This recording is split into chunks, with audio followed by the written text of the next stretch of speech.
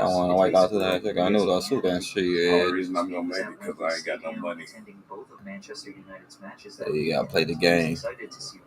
Don't let it play you. Around later, like, what we gonna eat? Your stupid ass should cook. Make that skitty. Yeah. Being a rebel. It's certain times to be hard-headed and certain times to be right. Nepo baby. You gotta know.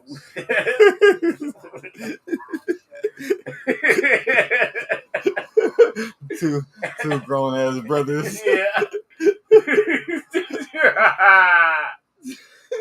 Nepo babies.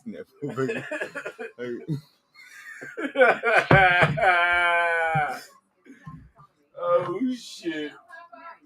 Huh? Nah, he ain't came over today. T-Man? I got an appointment at 8 o'clock in the morning. 8 o'clock in the morning. Go get. I thought it was 6 o'clock in the morning? 8 o'clock. Alright. At the same place? At the same place? Yeah. Ezekiel Health. With over 500,000 new listings every month, Spaghetti. My mom, you ain't gotta work tomorrow, do you? Spaghetti and your mushroom. Oh, no.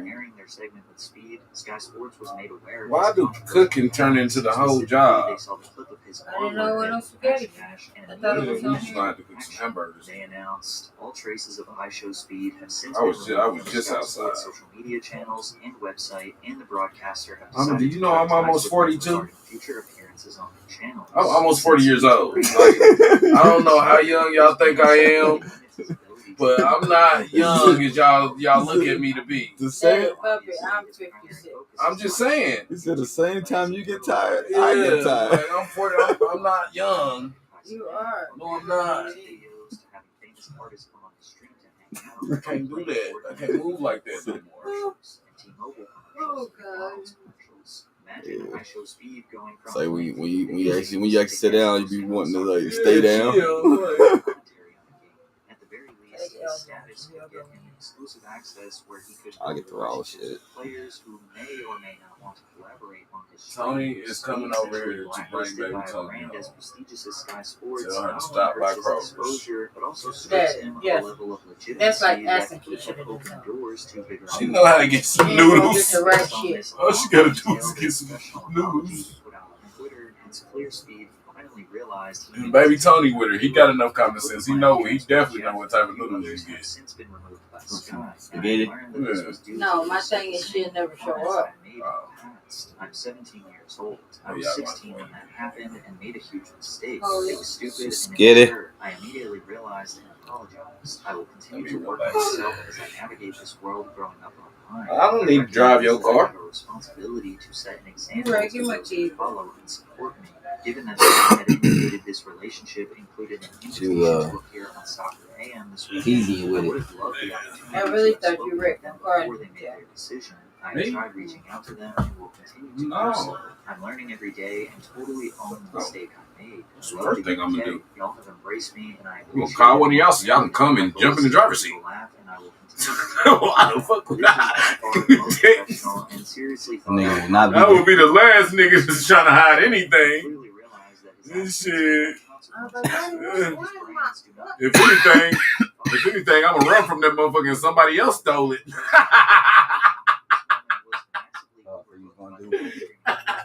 Get the fuck up out of there. I am not.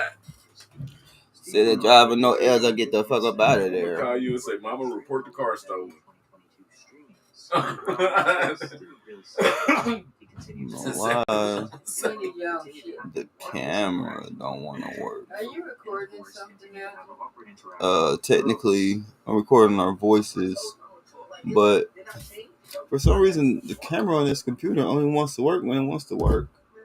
Shit, my computer don't have sound. You sure you don't got that mic hooked up into a camera hole? No. However, for speed, I just Because I see on that, I see on my phone where it has an option on that app to where you can use another camera. I don't know why. Well, my thing is So maybe it's Like this morning, it wouldn't even let me take it off of take it off of this. down. Click that down. What? The arrow pointing down. That's why I didn't want it, because it won't update. That's probably why. His celebrity status, kept practicing his skills on the field, but stayed true to his roots and continued to absolutely fawn that's over what I Cristiano Ronaldo. Come on. Come on, take. Which led to the moment that he and his fans had been waiting you got in for. there? Don't you got a screen in there? In the summer of 2023, Speed visited not Portugal Apple. to attend a UEFA Oh, it's not Apple? qualifying match between Portugal and I don't know. I kind of think the apples is kind of like it seems like it's all hype. for a chance to get a No, I glimpse like of the Apple superstar. better. The computers, I like their phones, but the computers just seem like it's just like I like the desktops better. it's just a little. You got the old rinky dink one. I know. I see. I was They like, done upgraded 10 times for that one. oh, okay, it's that old. So I got like an iPhone 6. First gen. You got something that don't even work on It's, 5G. it's like an iPhone 7. Like, they got iPhone 17s. It's so crazy because it doesn't seem like maybe that's why some of the play on the like the videos. Mm-hmm. Maybe that's why they be skipping because the processing is a little bit quicker than what it's used to. While meeting his real-life hero, he still remembers But it still don't look bad. It don't be looking bad when we be No. when I be watching it on my phone. No, I don't look bad even on the TV. I know this goes up when you pay for it, but my thing is like, why is the camera only one working when it wants to work? So it's about to make me have to hook up the Honestly, it's funny when The other camera. little fat face camera to it. My camera, I'm worried about another camera because I need some sound on mine. On your computer or on your My phone? computer, because You when I don't was got no trying to do sound? Zoom for school, it didn't have the sound to it. You went in the settings and it still didn't do nothing. It'll tell me you do not have sound. Oh shit! Oh, so it needs So speakers. my camera needs. I used to use that for the sound. What? That mic that he got. This? Yeah, I used to use that for sound. It And I gave it to Edge and forgot. it push out sound like a speaker. No, I'm talking about voice. Oh. YouTube decided a ban was not necessary as it was merely a That motherfucker loud, mama. That Yeah. motherfucker can pick up the whole house talking. Yeah, I had it on this morning. I heard her TV on in there. I actually forgot it. Forgot that. Where you get that microphone? Best Buy. I bought it from Best Buy and then I forgot. And I gave it to Elgin already, so I didn't want to be an Indian. Oh, Oh, you forgot you was using it for a mic. Mm-hmm. You been having that other computer already? That was in Daddy room. I thought that was. Oh, okay. I Okay, I see. That was in Daddy room. Because I now so. And I took it out of Daddy room because he was ready to let the kids tear it up because he was letting anybody on it. And they was downloading all kinds of shit. Well, I couldn't even do my homework on it, so I just took it out of his room and put it in my room. And they don't watch the kids. Yeah, they was playing games on them and everything.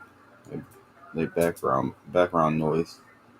Oh yeah. Even if they stepping on his face. No, he love that shit. More kids, the better to him. He loves it. Well, I couldn't even do my homework on it, so I just took it out of his room. Chris said that shit is full of shit. And they don't watch. There's a bunch of little bitty pieces you gotta put together. It's supposed to be, the way they described it, it's supposed to be walls and walls.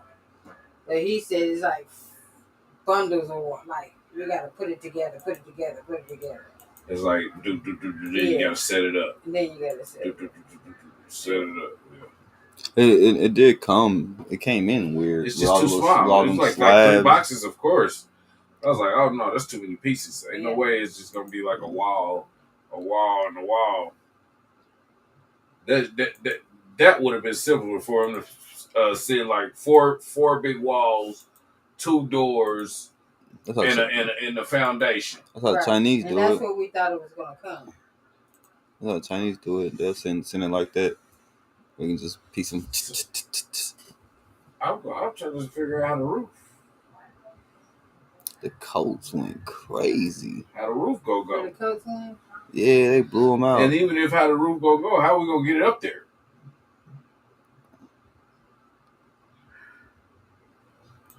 Because obviously he gonna have to build the roof.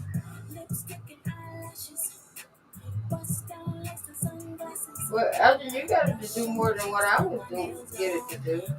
Yeah, I'm trying to do this little streaming stuff. De-esser, man. Nobody watch cable no more, unless you're 75. The prime suspect that put cable in a casket and floated it down the river was streaming. And if you're a cultured individual, if you're watching anime, movies, and you know about very legal sites. Today's video chat, we're gonna be watching The Streaming War Is Over, Piracy Won by Money Legends. I never knew that there was even a war going on between piracy and streaming. Piracy for the last 20 plus years has been a smooth criminal towards streaming and cable. So I'm curious to see what this is all about. Perfect. In 2020, piracy was declared dead. Streaming had won. Netflix was $8.99 a month. It's on my Everything was YouTube there. channel. No I'm live torrents, no streaming sketchy from the computer websites, to my no YouTube malware. channel. Just click and watch. But by for some reason, 2024, something the camera impossible was just working happened. last night. Piracy Now websites today it don't wanna visits work. exploded to And 216 billion, higher than before that's Netflix even existed. 216 billion? Is that? That's wait, what? But it's only 8 billion. Okay. The companies that killed piracy brought it back from the dead.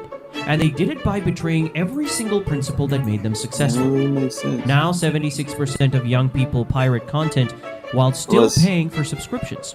Modern piracy sites offer better interfaces than Netflix.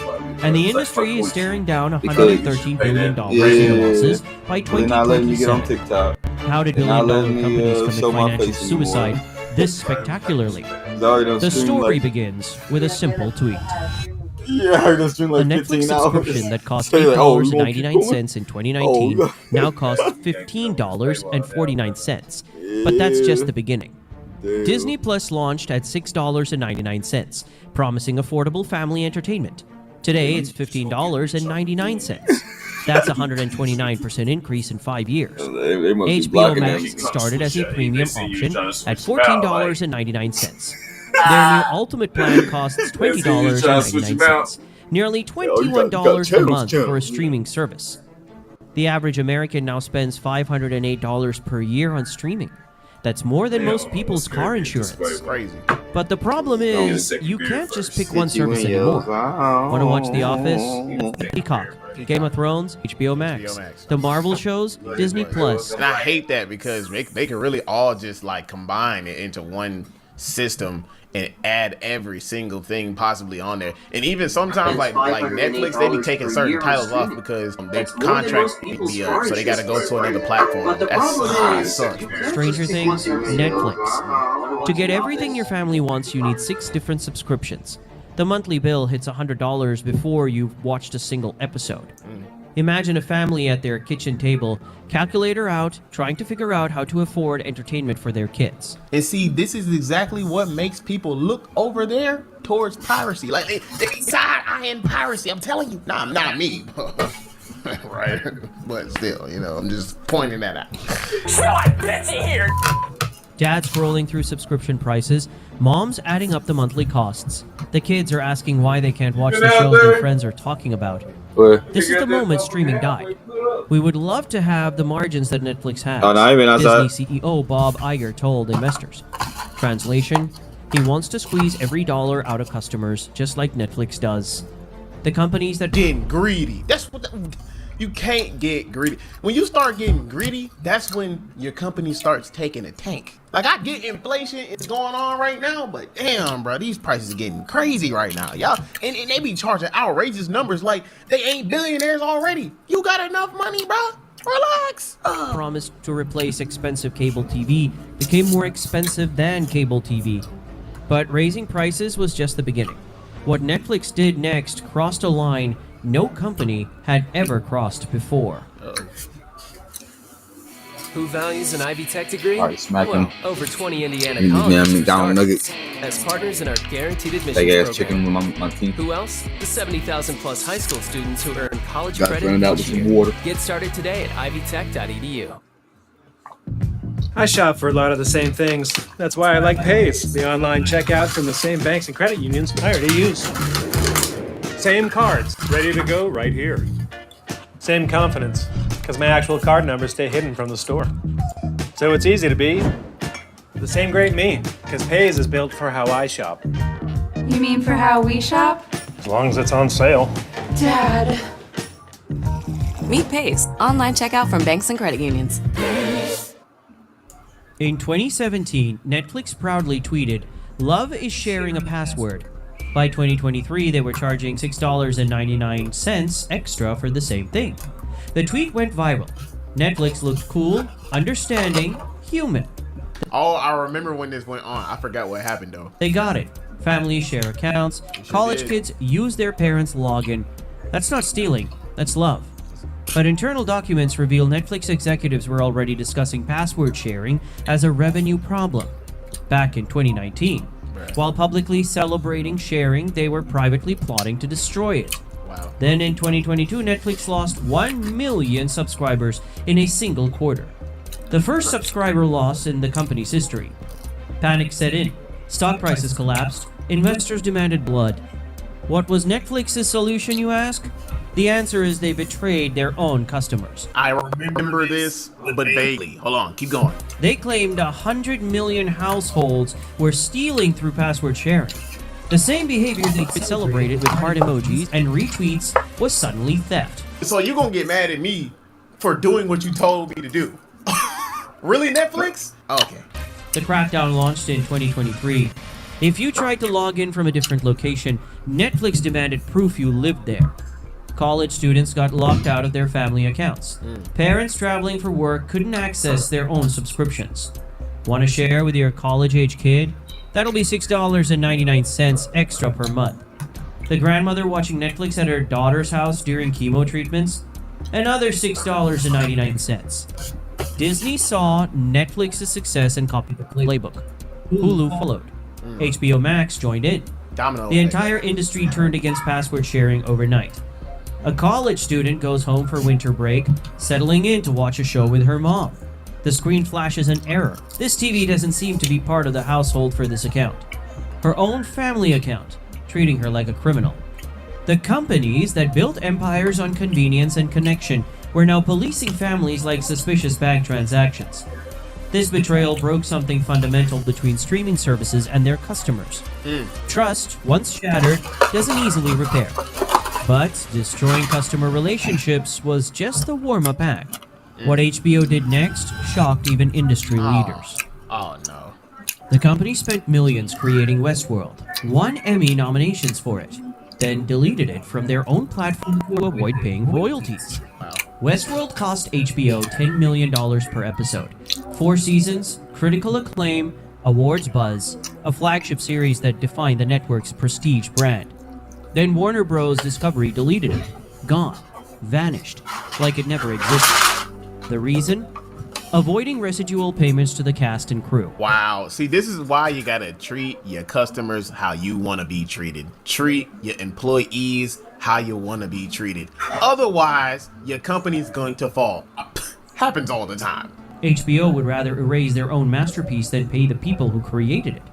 But Westworld was just the beginning of the content apocalypse. Can you imagine if YouTube stopped paying its creators? YouTube would die in a day. Can you imagine that? They stopped paying the creators. Mind you, I say a small portion actually. We don't do it for the money, but we know money has to come in to keep funding the business. But we still do it for the love of the game. But then there's people that just do it for the money. Oh yeah, they gonna stop doing content altogether. See, I used to do content without making a single dime for the first 10 years. I'm really about this life. But I still, it's my full-time job. It has been for the past 5-6 years, even though I've been doing it for 16 years. So I know money has to come in. But imagine if they stop paying ban them. Oh my goodness. YouTube would die overnight? Probably in like an hour. In February 2025, HBO Max removed 80 shows in a single day. Subscribers woke up to find their watch lists gutted. Cartoon Network classics disappeared overnight too. Shows that defined childhoods deleted to cut costs. I've seen so many streaming services do this. It'd be my favorite shows and movies. They'll be like, this show or this movie is finna go in about 7 days. But what? Why is Avatar The Last Airbender leaving Netflix? Why is Coach Carter leaving Netflix? I just assumed that their contracts was up and they didn't have no more money to keep their contracts on there. But it could be some devious stuff going on in the background. We don't know. We're just the watchers, just saying. Parents trying to share nostalgic cartoons with their kids found empty pages where beloved series used to be. The strategy they deployed is called content impairment. Remove shows from your platform, claim them as business losses, and get tax write-offs. Destroy art to save money. Even Disney joined the content destruction party. Shows vanished from Disney Plus without explanation. Series that families have been watching together simply disappeared mid-season. We continue to aggressively manage our cost base, Disney executives told investors. Translation, we'll delete anything that costs us a penny in jewels. A father and his 8-year-old son are halfway through a cartoon series. Tuesday night, family movie time. They pull up Disney Plus, and nothing. And see, that's exactly what makes people look this way and start hopping to the right toward the very legal websites. Telling you, boy, you treat your customers wrong, you get done dirty. You treat your employees wrong, you get done dirty. Just an empty slot where their shared experience used to be. The boy asks, "Dad, where did our show go?" And the dad has no answer, because companies decided his son's entertainment was worth less than their quarterly profit margins. This is the madness of content destruction. Companies spending millions to create shows, then spending more money to erase them. While streaming services deleted their own content and charged families for sharing, something interesting was happening in the darker corners of the internet. When we talk about search engine optimization, now you have Google and Bing, ChatGPT, Perplexity. We like to call that omni SEO. If you want to be everywhere your audience searches, get in touch with us today to talk about omni SEO. Ahoy, mateys and fair maidens! This here might be your invitation to the annual Pirates of the High Season Renaissance Fest in Panama City Beach, Florida. Between the pirate invasions, medieval tournaments, live entertainment, treasure hunt, enchanted festival village, and fireworks, this is one medieval pirate party you'll want to attend. The Children's Parade is on Friday, and the main parade is on Saturday afternoon. Mark the dates on your calendar with a big red X. The annual Pirates of the High Season Renaissance Festival, October 10th through 12th. For more, go to pcbpiratesfest.com. Arg! Modern piracy sites offer Netflix-like interfaces, instant streaming, no ads, and never remove content. Everything streaming services used to promise. Gone are the days of sketchy torrent sites loaded with malware and pop-ups. Today's piracy platforms look like professionally designed streaming services. Sites like YTS and 1337X feature clean, minimalist designs, sleek search bars, movie posters, and perfect grids. Ooh, they got the plug. Mind you, this one on the right got television, games, music, applications, anime, documentaries, and other. Those interfaces do look very nice, just saying. User ratings and reviews. Mobile responsive layouts that work flawlessly on phones and tablets. Click on any movie and it starts streaming instantly. No technical knowledge required, just like Netflix, but with every movie ever made. The search actually works. Type in any show and find it immediately. Piracy sites don't have geographic restrictions. Every show from every country available everywhere. No, this content is not available in your region nonsense. No VPN required. The content never disappears. That childhood cartoon HBO deleted, still there. The cancelled series Netflix removed, available in full.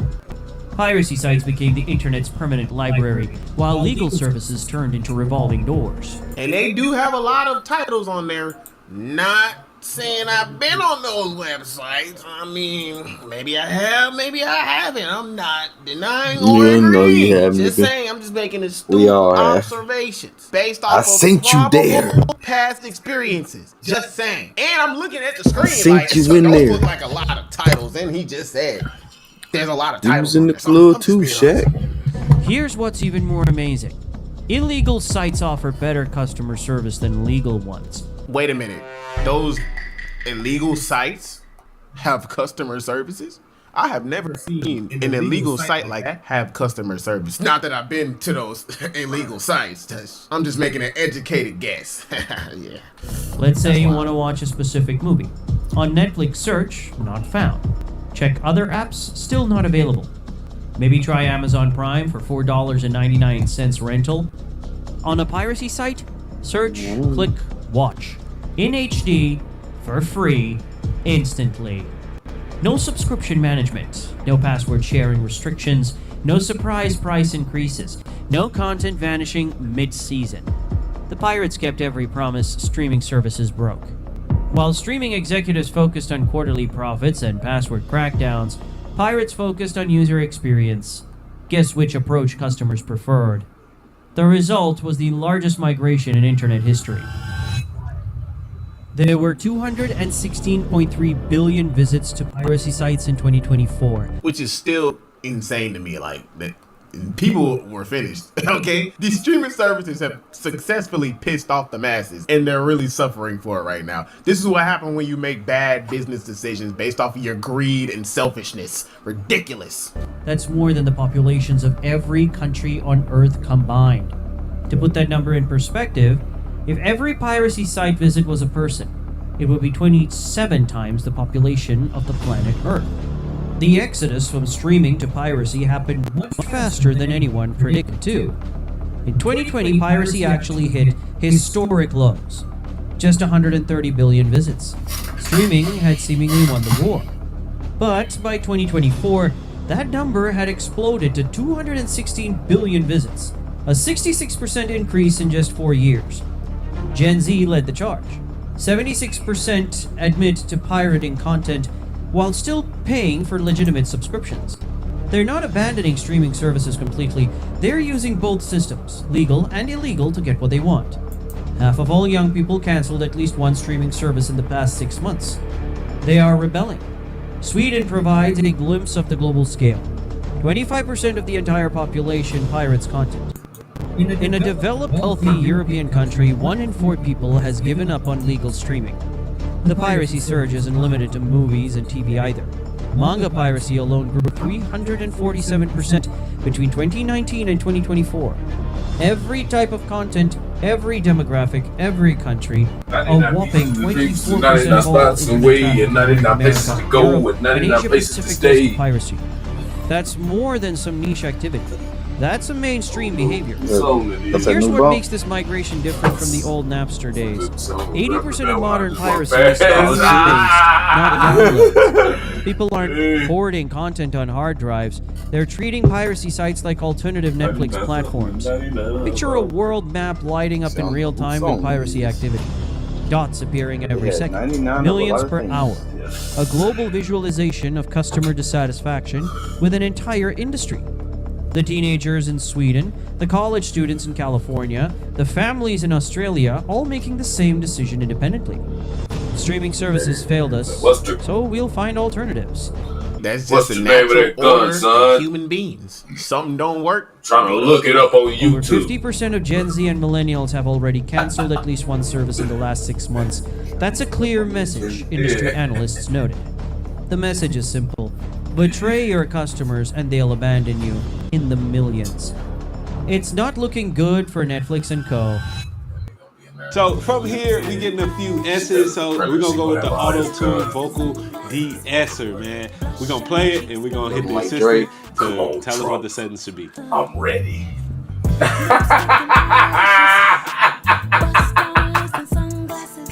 All right, so it's a lot of S's right in the beginning. They already gave me the settings. Let's hear it. No. That's tight, man. That's actually pretty dope. Streaming services are projected to lose $113 billion by 2027, making it the most expensive business mistake in entertainment history. That number is so large, it's almost impossible to comprehend. For context, $113 billion is more than the entire GDP of Morocco. It's enough money to fund NASA for 4 years. The United States alone loses between $29.2 billion and $71 billion annually to digital piracy. That's the economic output of entire states vanishing into the digital void.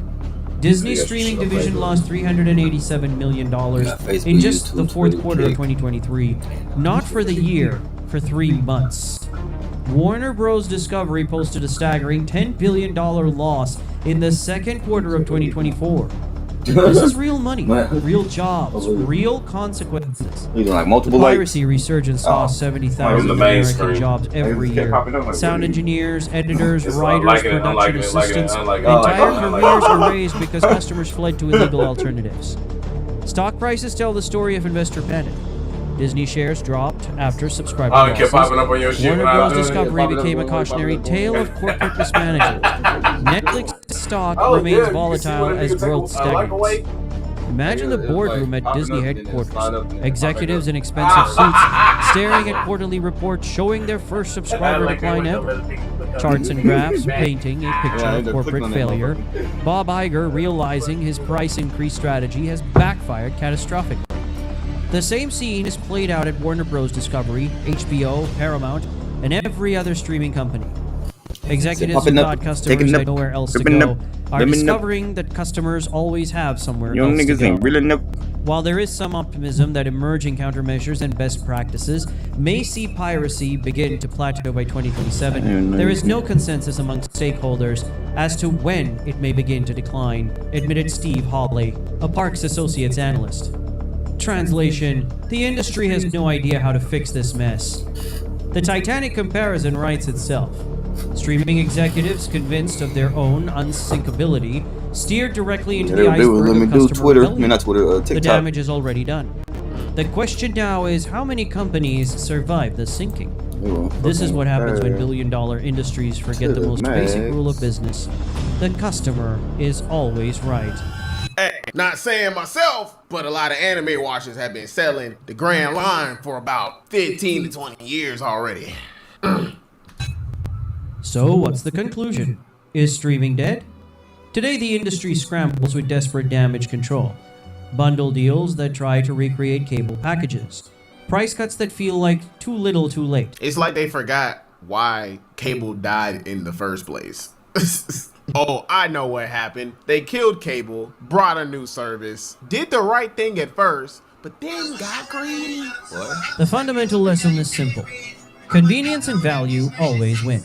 When legal options become inconvenient and overpriced, customers find alternatives, even illegal ones. When companies prioritize short-term profits over customer satisfaction, they don't just lose customers, they create their own competition. The streaming wars are over. The customers won. And their weapon of choice was the very piracy that streaming was supposed to eliminate forever. Only time will tell what happens to streaming. What happens to piracy? How about you? Which streaming services have you canceled? What do you think about piracy? Thanks for watching. Thanks for watching. I currently have a Netflix account, an HBO Max account, a Hulu account. I have an Amazon Prime account. You know, very legal sites, you know. Hey, I agree. Who knows? Streaming all together just, might just sink to the bottom and people are going to migrate over to the big guy over at the ceiling over here. Not saying I've already done that. Why would I need to do that? I have Hulu, Netflix, HBO Max. You smell like this to me. Yo, let me know what y'all think about this whole topic in the conversation. I want to know what y'all thoughts and opinions are. This is a very interesting topic that I feel like a lot of people can relate to and have their thoughts and opinions on. And I would very much like to hear that. Streaming services, if y'all don't get your act together, GG's. Until the next time, I'll see you on the next one. Shalom. Rose petals on the floor. The one from my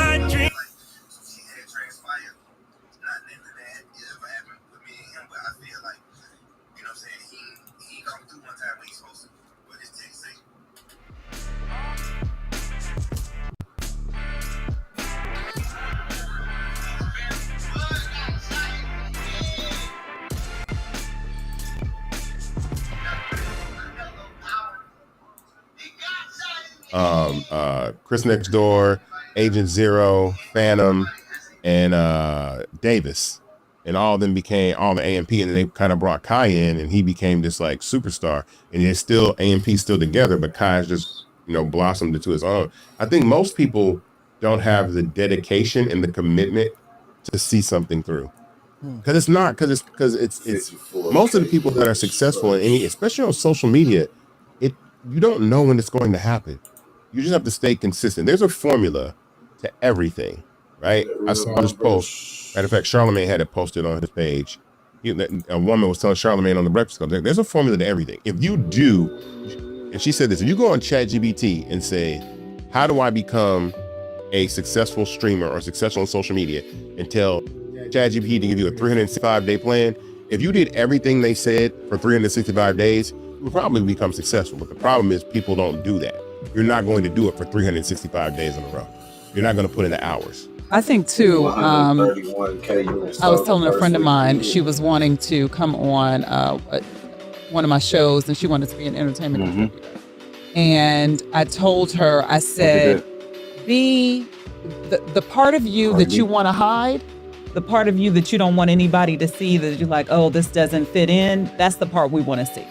Because that's what sticks out. So I think if people would focus on being their full, be your full self, and then you're going to stand out. Just focus on being your full self and loving what you do, and not looking to your side to see what the other person is doing. I think that's what keeps people from realizing their full potential when they are comparing themselves and looking, okay, what is she doing? What are the aesthetics of this?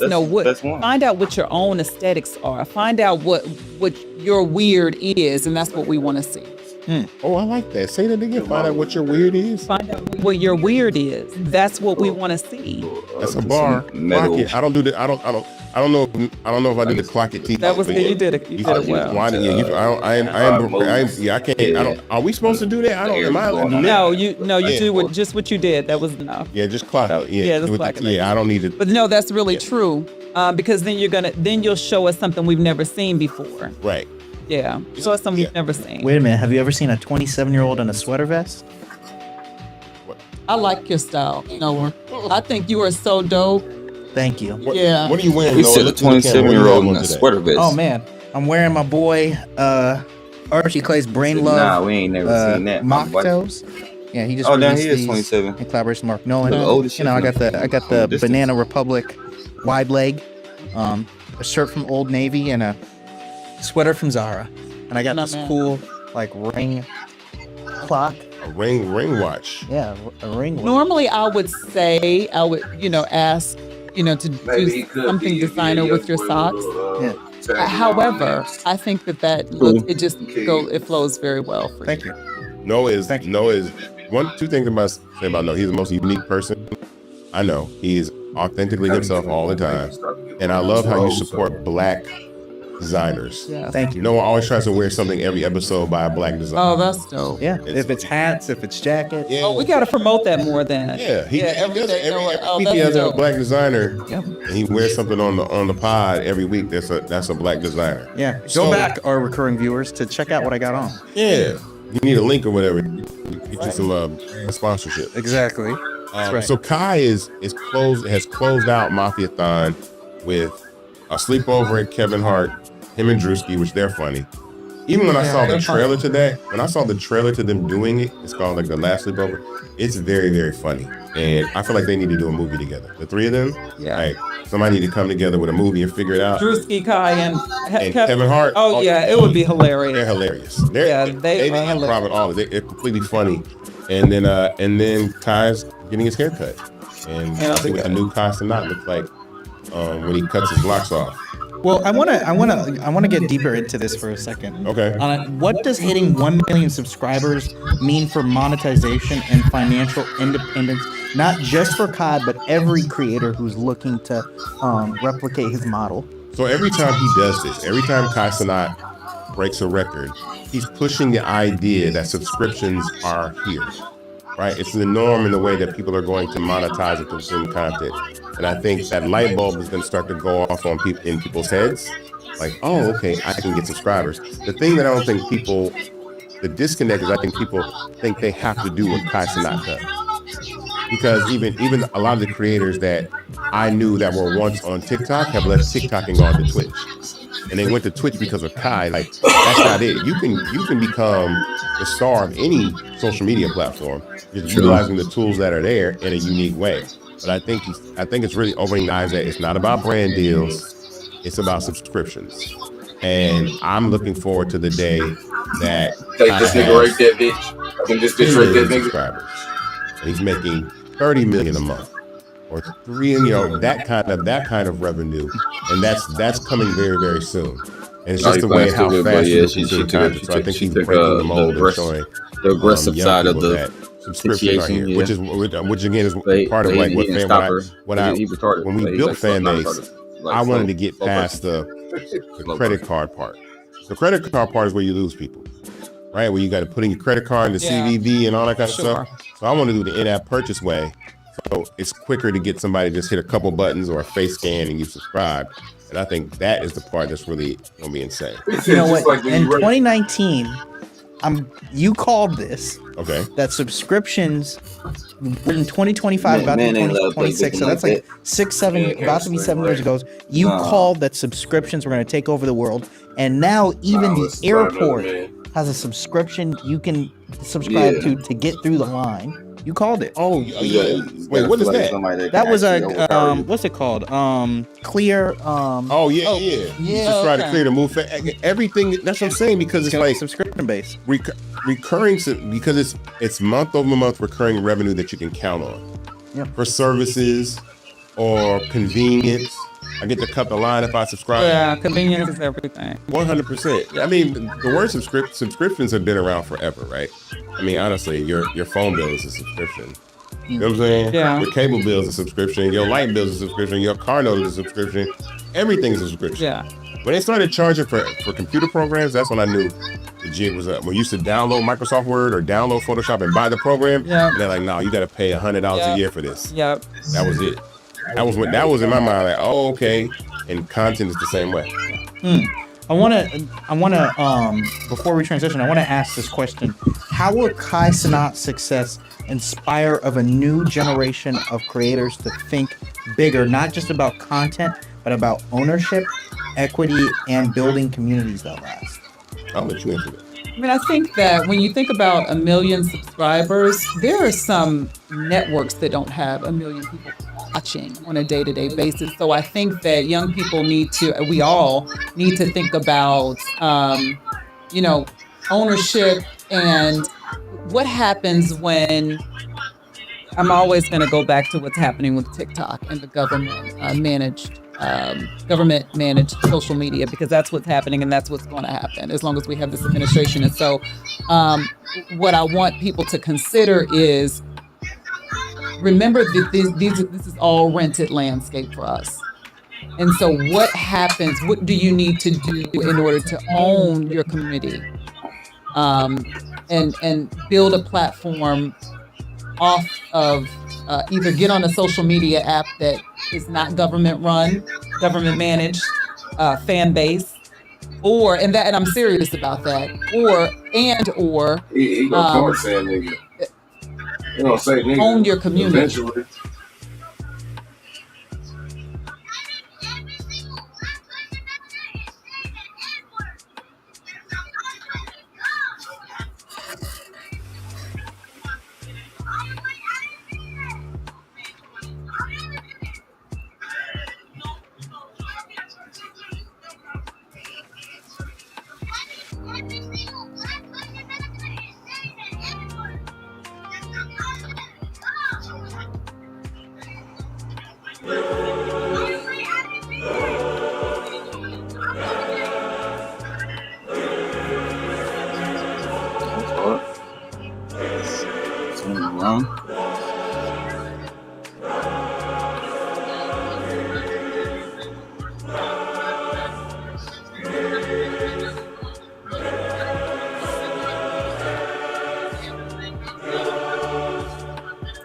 Your first video is not going to get views. Oh, sorry. It's not. Your first 10 are not going to get views. I can very confidently say that. So stop sitting there and thinking for months and months on end and just get to work and start uploading. There's literally no such thing as a perfect video.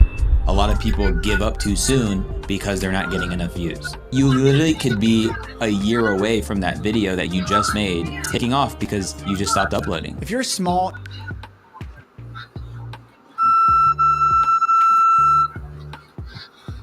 These niggas make me want to go magnet fishing.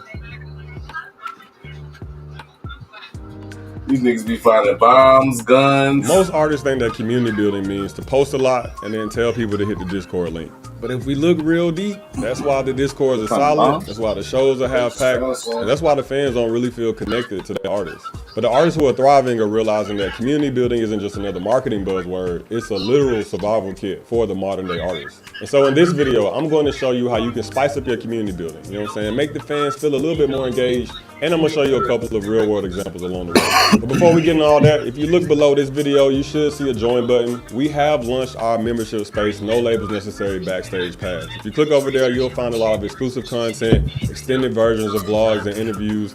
And you know, we plan to do a couple of live streams. You know, I got a nice little content review plan for you guys that have been asking us to review your content and give you feedback. So if you've been wanting more no labels necessary content, click through on that join button. And if not, make sure you hit that like button, subscribe, share this with an artist that needs a little bit of game today. With that being said, let's get into it. Now I want to say this again. Community building isn't just another marketing buzzword. Even though you guys have probably been hearing that left and right from your different music industry gurus. At this point, it is literal survival. The industry is moving towards a more community-oriented market, and the artists that are smart, the artists that are ahead, and the artists that are tired of playing the same game that artists have been playing for the last decades, you know, for being honest, are starting to realize just how important building a community that's authentic to them and their music is. So for the artists that want support that outlasts algorithms or survives label changes or, you know, sticks with you through any phase in your artist career, these are the tips that you want to follow. So tip number one is going to be to craft a story that people want to live inside. Now, this is more about defining a worldview than it is about defining your personal story. Basically, you're trying to give people a why as to why they should join your community. It sucks to say, but fans today need a lot more than just a good song or two to make them want to be a part of, let's just call it a movement, right? Or a part of your community. And a lot of that energy and a lot of that attention starts with the story and the why you're giving them as to why they should even think about joining your community. So I want you guys to check out a couple of posts from this artist named Queta Artist. He goes by Black Star Boy on Instagram. And when I think about an artist that I see defining a story around their movement, I think about this guy. He's been over my timeline, you know what I'm saying, heavy for the last 3 weeks or so. But check out this video that he put out. Lately, I feel like I've been running in place. I'm working harder than ever, but I feel like I'm not necessarily increasing my value. That's when I realized maybe the answer isn't to run faster in the same system, but to blow the whole thing up and start my own thing. So I came up with this. This is my album. All you do is take this card, plug it in your phone, and my 21 song album is right there in your files app. You own the music. Plus, you get the highest quality files possible. If you want it, go to my website and purchase it now, because my album is not going on Spotify. So what is this artist doing, right? He's setting up the tone for the type of people that he wants to attract, not only with his music, but with his overall world he's building.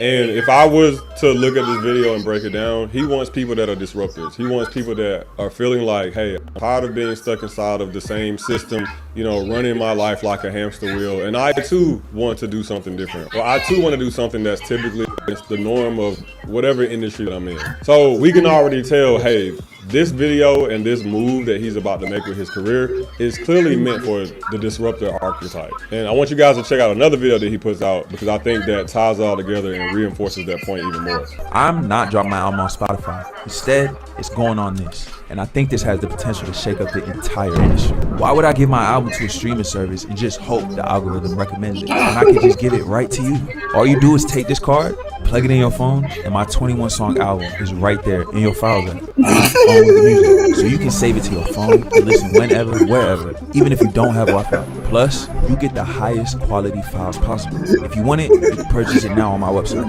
So yes, I think these videos kind of get the gist right. And if you were to go through the rest of his profile and look at all of the content that he's been putting out, particularly for this this campaign that he's running, each video is pretty much laying out a breadcrumb for people who want to be in a world with others who are disruptors, who once again like to go against the grain or who like to experiment with new things. So if I'm someone that's watching this video, right, I may not even like his music initially, because if you even pay attention to those 2 clips I played, we don't even hear his music in those songs, right? We're being won over strictly off a mission statement and motivation for doing something like this. And once again, there is a side of your fan base or your potential fan base that is interested in that. You're telling me as a fan that you don't want to put your music on Spotify, or you want to throw a show, or you want to raise $50,000, and you will be surprised at how many fans would join and fold and support if you just told them the why, or if you just took 2 seconds to sit down and break down, why do I even want people to be a part of my movement beyond just liking the music? Wait, quick pause, because a lot of you have been asking, how can I work with you guys one-on-one? And yes, we can run almost any type of marketing campaign at this point, but honestly, we prefer working with clients. Okay, I'll play. Yo, what's getting in my shit? Tie it all together into a marketing campaign. Basically, we'll give you a blueprint on how to grow, monetize, and win. So if you're an artist that's serious about getting their branding together, their content strategy together, their marketing together, and apply for a call with our country brand agency arm using the link in the description below. Serious inquiries only, please, guys. So if this sounds like something you need, once again, hit that link in the description. And if not, Drewski is the funniest young nigga out right Let's get back to the now. video. Tip number 2 is going to be to give fans brag-worthy, identifiable items. Now, this is why I think community building starts to truly get unique for every single artist that is selling something to their fan base. One, these items are going to end up becoming collectibles, and they're going to end up becoming items that fans can use to flex on other fans. That's a nice way to say it, right? So if I feel like I'm a high-tier fan and I'm in your fan base, and another fan comes and challenges me to the ownership, you know what I'm saying, of that spot, if I have this exclusive item that only the people who showed up to your San Diego pop-up got, and this person doesn't have it because clearly they weren't familiar with you back then, or they weren't as tapped in, I automatically pull a rank in that situation. Let's call a spade, right? I get to feel good, and I get to feel more dominant than your fan base within that situation. Also, I think that fans start to see these items as more worthy of their money and their time, because it feels like you as the artist have actually put time into something, or into creating something that I want to keep forever. I don't just want a t-shirt or a sticker pack or a hat. I want something that I can remember forever. So I want you guys to check out this artist named Mario Craft, because I think that she did an amazing job at putting together a really unique merch item that her fans are going to be talking about forever. Check this out. Do you remember when these came out in 2006? iPod Shuffle Generation 2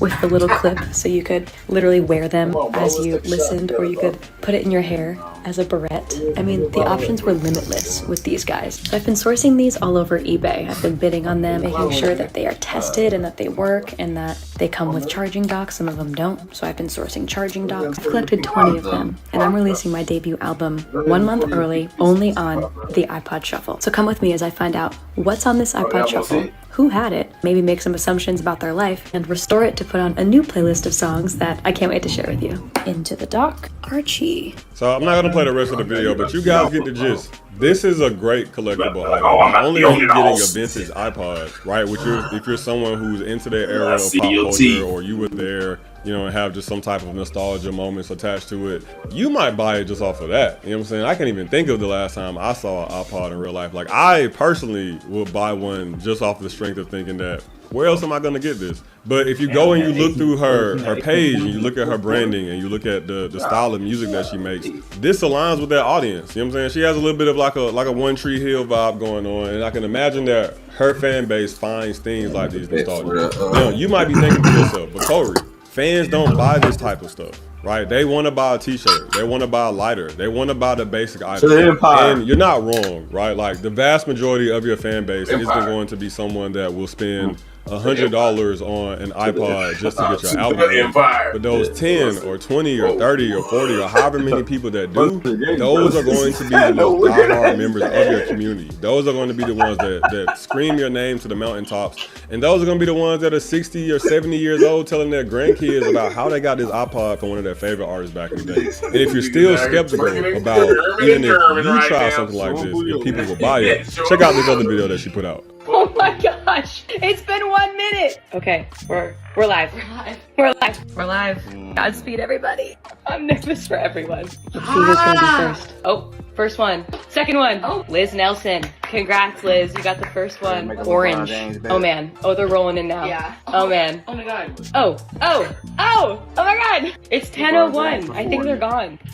Every single color is sold out. Every single color sold out, right? And I believe she said that she was only selling 20 copies. So when you're creating these items that are meant to be these super unique and memorable things, they just need to be connected to your brand. They need to be in limited supply. I can imagine that this campaign would have went as well if she had 10,000 to sell or 20,000, right? Like a big box artist. But the fact that there's a little bit of collectability here, I can be the person that has 1 out of 20 or 1 out of whatever. It's creative, right? It's something that I can't find every day, and I'm not going to find within every artist experience that I'm a part of. And it's something that a year from now, 5 years from now, 10 years from now, I can use to show my devotion and my loyalty to that artist. And you will be surprised at how many artists never even realize they can get things like this off of the ground because they don't even try. Once again, there's nothing wrong with playing the t-shirt, hat, sticker game. But at some point, if you really want to test the strength of your community, or if you want to give your community something a little bit stronger to rally around, or a product that will make them go like, do I want to spend my last dollar from my last paycheck on buying something?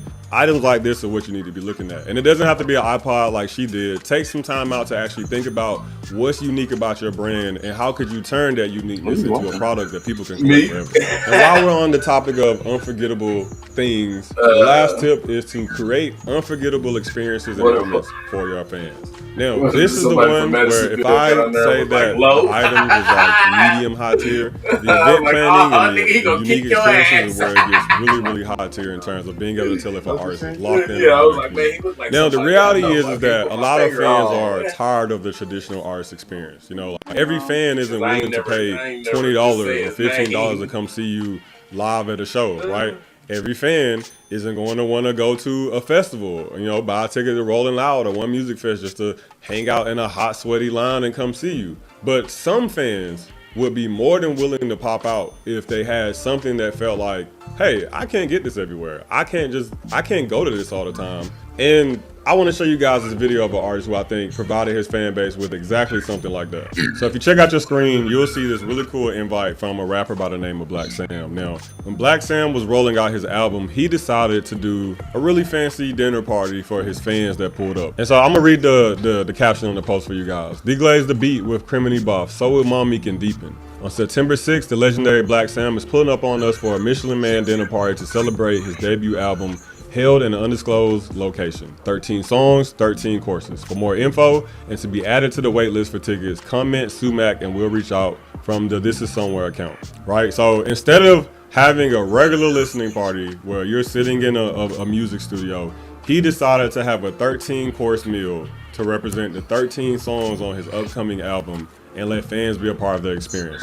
And then I don't believe that he put out any video of it, but if we look at these pictures from the event, like look at this night, you know what I'm saying? Like, doesn't this look like something that you would want to be a part of, right? So really fancy vibes, really fancy dinner. And if you were to check this artist out, some of this I know just from having a conversation with him, some of this I know from paying attention to him. He himself is really into cooking. Like he's talked on songs and in his captions and on his stories and in other forms of content about how much of a chef he is in real life and how much he cares about cooking. So he was able to take something that, if you're a fan of him, you know, hey, Black Sam is passionate about culinary arts. He talks about it in his music, and he's always talked about doing something like this. And then now you see that in order to promote his event, he's putting together an event that merges both of those worlds. And going back to my point earlier at the beginning of this topic, half the battle of creating a unique experience for fans is doing something that they're not going to get out of any other artist that they're a fan of, right? Like I follow a lot of artists outside of Black Sam. I ain't really seen no other artists put this together yet, right? And I'm not saying that no artist ever will do this idea or that there aren't other artists out there who have done this idea, but I'm saying that from my fan world, from where I'm paying attention, this is new and unique and cool to me, right? And I don't know how much he sold for tickets, but I would assume for a 13-course meal, man, I would think bro came out, you know, at least maybe like $150 to $250 for tickets, you know what I'm saying? That might be with him being cool with spending money. And you would be surprised at how many fans wouldn't pay $15, $20, $25 to see you at a show, or will pay $150 to go go-karting with you, or will pay $200 to go camping with you, or will pay $500 to, I don't know, like go to a spa with you and have a spa day or something, right? Fans, when it comes to these events, are really just looking for something to do. You know what I'm saying? Like at this point, you're no different than me planning any other date night. You're no different than me planning any other activity for myself. And I think that where a lot of artists are dropping the ball is that they're not thinking about how I can take unique things about myself and my interests that I have shared with my fan base and turn that into some type of experience that fans can come live alongside right with me. But the reality is that if you become an artist that is doing something like that for your fans, because the rest of their artists that they follow are probably not even thinking about this stuff or trying to put together an event that's a tenth as entertaining as something like this, if you figure out what that looks like for you, you will have much better success with getting people to want to be a part of your community, because they'll start to see that not only am I attached to a story and a movement that could possibly become bigger than me, not only am I getting to spend my money on items that I feel like represent what I care for, and they give me a conversation piece, and it's something that I feel is unique and valuable, you're also giving them a memory, a lifelong experience that, once again, they are not going to get anywhere else. You know what I'm saying? Especially if you do a really good job of making sure that the experience is tied to something that is uniquely linked to you. So just to give you guys a quick recap, one, you gotta define the worldview. Give your people a why as to why they should be joining your community. Two, give fans brag-worthy items. These items become marketing tools in their own right, and they become this memorabilia that your fans will never forget. And three, create events that create memories and experiences that they'll never get being a part of anybody else's experience. And with patience, strategy, good music, and these tips, you'll have a diehard community in no time. So guys, which strategy are you gonna try first? Which of these parts of the community building do you feel like you need to work on and polish and develop and all that good stuff? Drop in the comment section below. And if you are an artist that's already diving into the community building, what have you been doing that you have seen resonate really well with your fan base and has made them want to be a part of their community and grow it stronger? And once again, if you feel like you learned anything, hit that like button, share this button with an artist that needs a little bit of game, and hit that subscribe button. And with that being said, I'll see you guys in the next video. Peace. Still collecting rent like it's $19.99? Meetavail, the all-in-one software made for landlords. Collect rent payments, security deposits, move-in fees, and more in one platform. It's easy and secure for you and your tenants. Get paid on time, every time. Sign up for free today at avail.co. Chosen by over 950,000 landlords. Public drinking.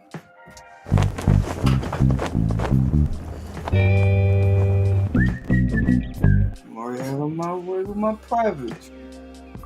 Every artist's dreams are blowing up, but nobody really talks about how much that costs. I mean, some tell you that you can get there through just your phone and consistency, while others will tell you that it takes millions to make it successfully as an artist. So what's the truth? Let's break it down in this video. But before we get into all that, if you look below this video, you should see a join button. Yes, we have launched our NLN Backstage Pass, our membership space. And over there, we're gonna be dropping exclusive content, extended cuts of vlogs and videos and interviews that we do. And we're gonna have community-only live so that you guys can get some feedback on your career from us. So once again, if that's something that you're interested in, you should see a link below this video, or like a join button or something. And if it's not something that you're interested in, then like this video, share it with an artist that needs a little bit of gain today, hit the subscribe button, and let's get back into the video. Now, once again, today we're gonna be looking at the real cost it takes to become a successful artist. We're gonna hear directly from artists and executives who've lived this world and navigated it. And at the end of this video, I'm gonna give you 3 tips that you can take away to use to navigate your own career. So let's start with the indie grind. I'm gonna play you guys a video of an artist who spent multiple tens of thousands of dollars across his career and feels like he hasn't really seen much in return. Check this out. Just withdrew my streaming revenue for the first time ever since being on streaming platforms since 2019. So for 6 years, I've been getting streams. Probably dropped about 8 or 9 projects. Invested well over $30,000 into my music career via promo, studio, equipment, videos, collabs, travel, all that. That nigga going, bro, for nothing. How much money have I earned in those 6 years of streams? Drum roll, please. $199.39. Crazy. Now, to be real, this is the reality for most independent artists. The costs start to add up. I mean, we're talking about studio time, mixing, engineering, buying your beats, your marketing, paying for your cover art, and 60,000 might sound extreme, but spread out across what, 5 years, that's like $1,000 a month, right? And so if you really think about it, that's like investing the salary of a part-time job into something that doesn't really have any type of guarantee of return. I want you to check out this clip from the industry veteran Wendy Day. She's someone that's been around for a long time and has helped break countless artists. And let's get her perspective on what it costs to help break an artist. This is a really expensive, it takes millions of dollars to break an artist. And even me, like I'm 29 years into this, and dude, I can't do this without a budget of at least $150,000. $150,000 they playing them jams from back in your day to break a rapper. That's not even pop or R&B. Uncle That's Bum. rap, which is cheaper to work. Can you break down where that $150 back in your day out it there? goes to marketing and promotion. It goes to shooting videos, behind the scenes content. It goes to Google ads. It goes to getting on playlists. It goes to everything you can imagine. And then on top of that, you've got the expense of recording. So you've got to record. You've got to buy your tracks. You can't lease them if you're trying to do this like professionally. Yeah, you've got to own the rights to the track. Not take their publishing, but you've got to own the ability to use that song from the producer. He's still going to own his publishing. You're going to own your publishing, but you've got to do a contractual agreement where you have the rights to that beat and no one else does. It has to be exclusive if you're going to put money into it. You've got to have trademarks. You've got to have all sorts of contracts. You know, you've got, if you have a feature from somebody, you got to have that cleared by their label and a contract with both parties. If you have samples, you got to clear the samples. So there's a lot of money that goes into this. And if you're a smart boo at home figuring out how to do this, make a list of all the ways that you're going to market and promote your music and just price it out. And that's your minimum budget, because you're going to have to do more than what you think you're going to do. That's right. So it's going to definitely cost you more, maybe even double of what you think it's going to cost. But you've got to figure out, okay, now that I know what it's going to cost,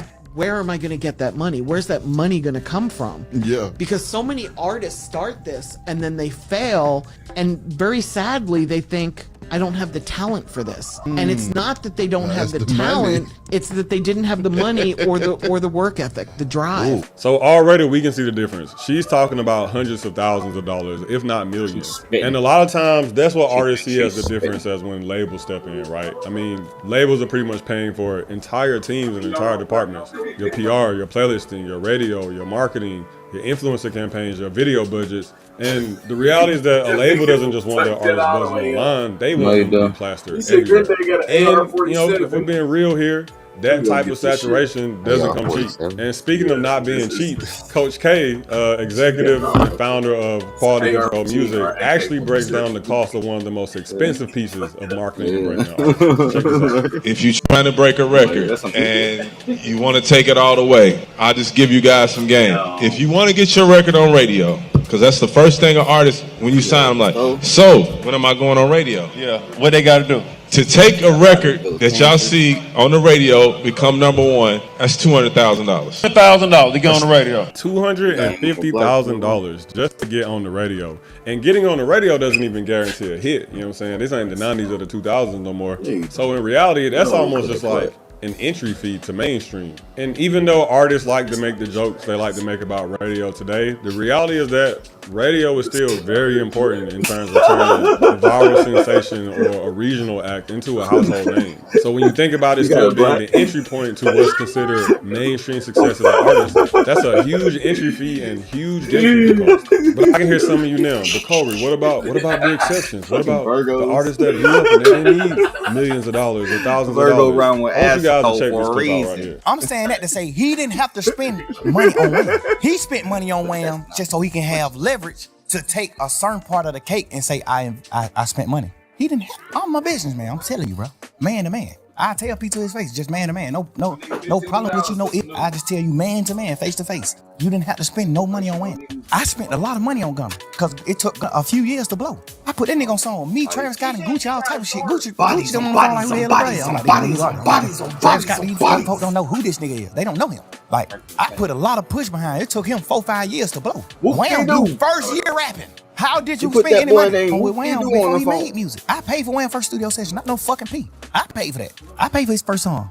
I did the first feature with him. When he was just a regular young street nigga gambling. I seen that. I'm telling you. This all facts. This ain't nothing P can get on here and twist and lie and say. This ain't nothing Wham can say, lie and say. This is all facts. You didn't have to spend no money on Wham. You didn't. You ain't have to spend no money, bro. Just me knowing the business. Me being a boss man, a CEO in this business. You ain't have to spend no money on him. He blew too fast. If anything, you probably spent goddamn $500,000.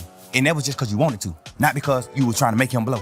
That young nigga blew up so motherfucking fast, bro. You ain't even trying to spend no money. That nigga was doing show. That nigga was, bro. Nigga, I've been rapping since 2006, self. Little boy. I blew up 2015. We spent a lot of this shit trying to blow. Wham blew up first year rapping. At what point could you spend money? How?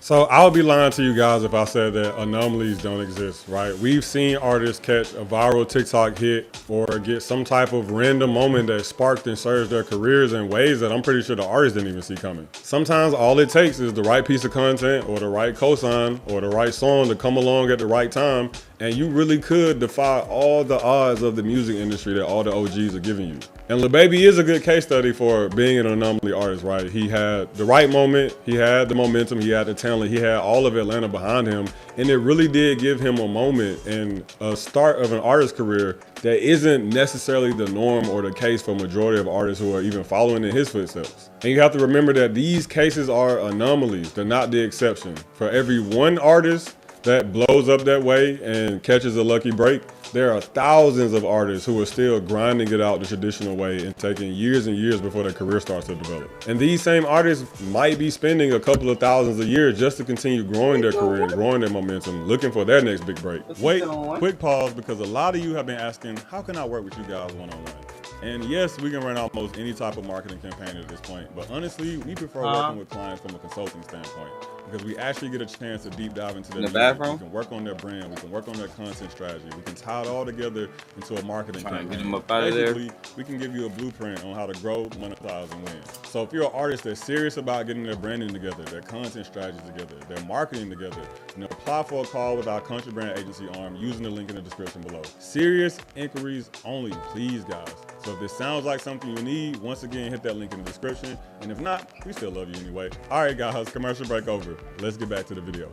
As a matter of fact, a lot of artists even question if artists like a Lil Baby or any mainstream act could even hold that type of momentum if they were an indie artist. As a matter of fact, check this video out right here. Drake, Raw Wave, them niggas was independent, bro. They wouldn't be making it if they was indie though. As an independent, the marketing dollars that went into them that allowed them to make that is what's created that swell, and that's what niggas. Drake wouldn't be Drake if he was indie. That's multi-millions of marketing budget that went into that nigga. Same with Lil Baby. You see a lot of artists that be like, they pop their indie shit, but it's like after they leave major situations, and it's like if you don't spend the same, that shit completely changed. That marketing is completely different, but they can now stand on their own, but it's still dramatically different. And that's why a lot of people don't fully understand or comprehend when they like, yeah, I can be indie because you successful. And it's like, nah, nigga, I spend 6 figures a month to market and advertise and shit. Still gotta treat this shit like a major motion. So what can you take from this?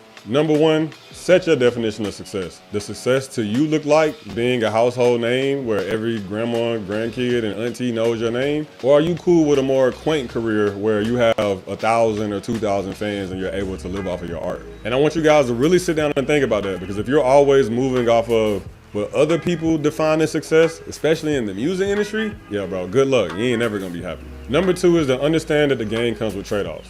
For most of your career as an artist, you're gonna be paying for things either through time, through actual money, or really both. Because the reality is that the game isn't free. But if you can set your expectations to match your definition of success and your career goals, it does make it much easier to stick the game out and continue pushing forward. And number three is don't get fooled and don't get caught up by anomalies. Study them.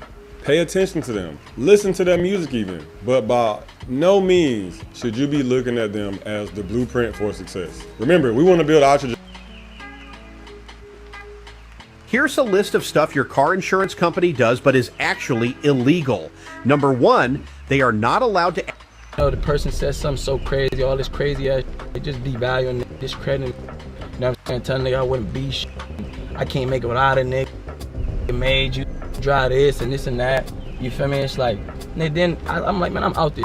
I'll get this on. Been getting this on. Say they made me, they ain't make shit. I've been making over 100K these past 3-4 months. I ain't did a stream with you in 3-4 months. So for try to discredit my success, I could never be around you. I don't mind responding to Cinco because, you know, at one point me and Cinco was homies. So if this gonna help him financially, I'm cool with that. You feel me? I don't have a problem with that. And do not take Cinco serious.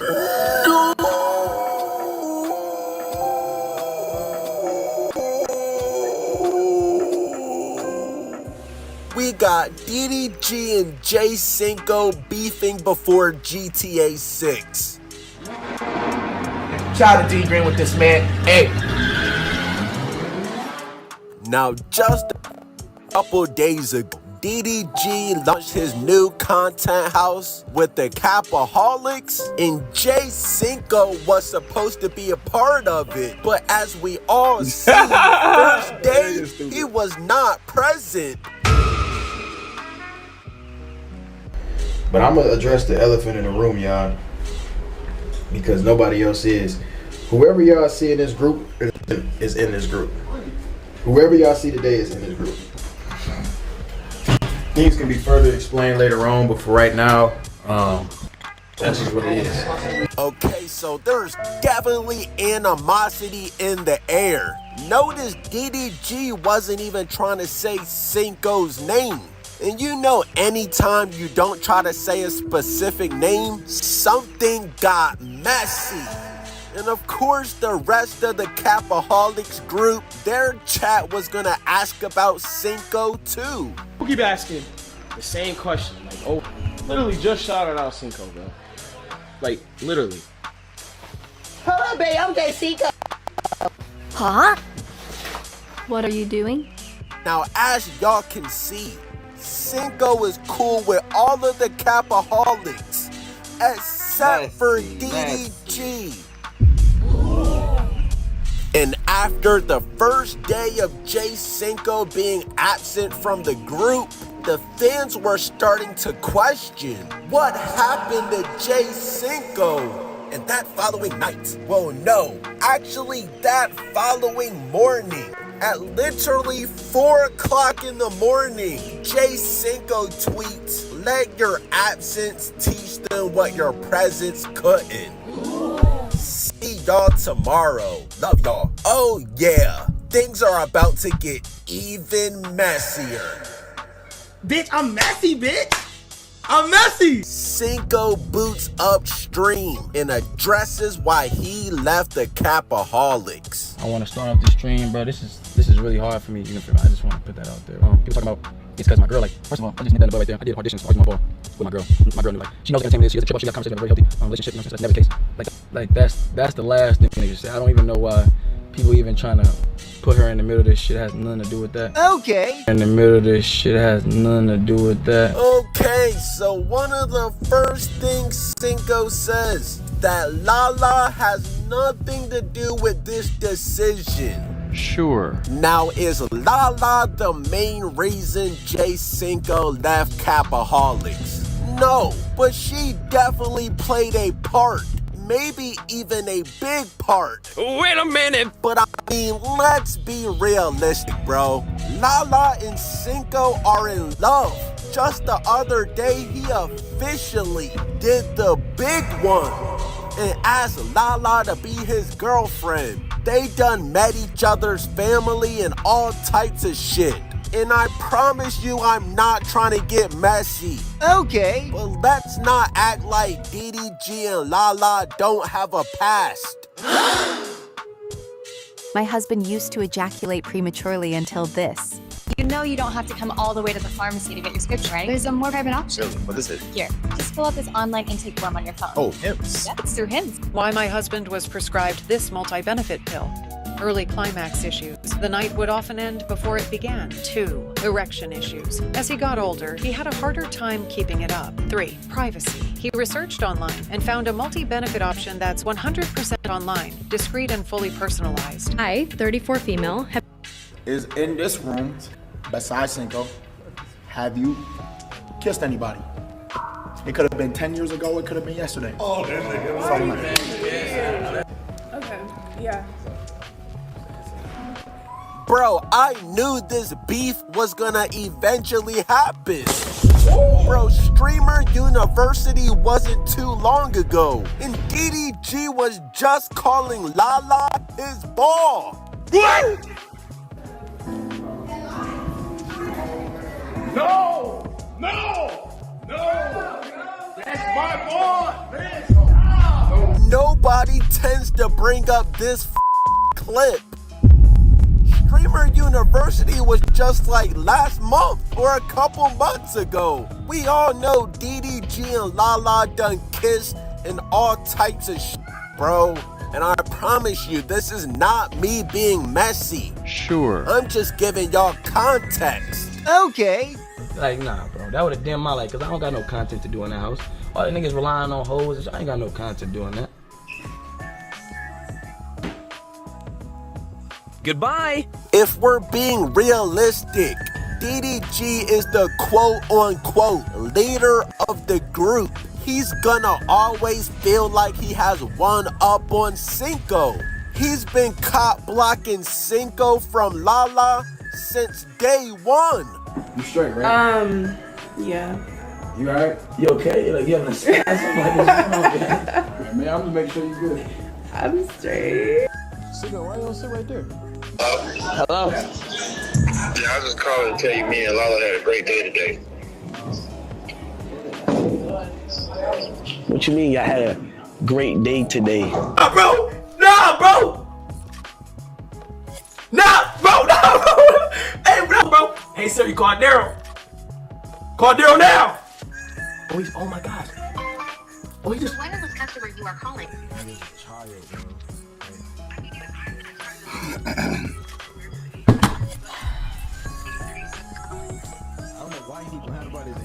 Oh, no, bro! Can you just go, bro? You gotta talk to her, man. I feel He said to leave, Cinco.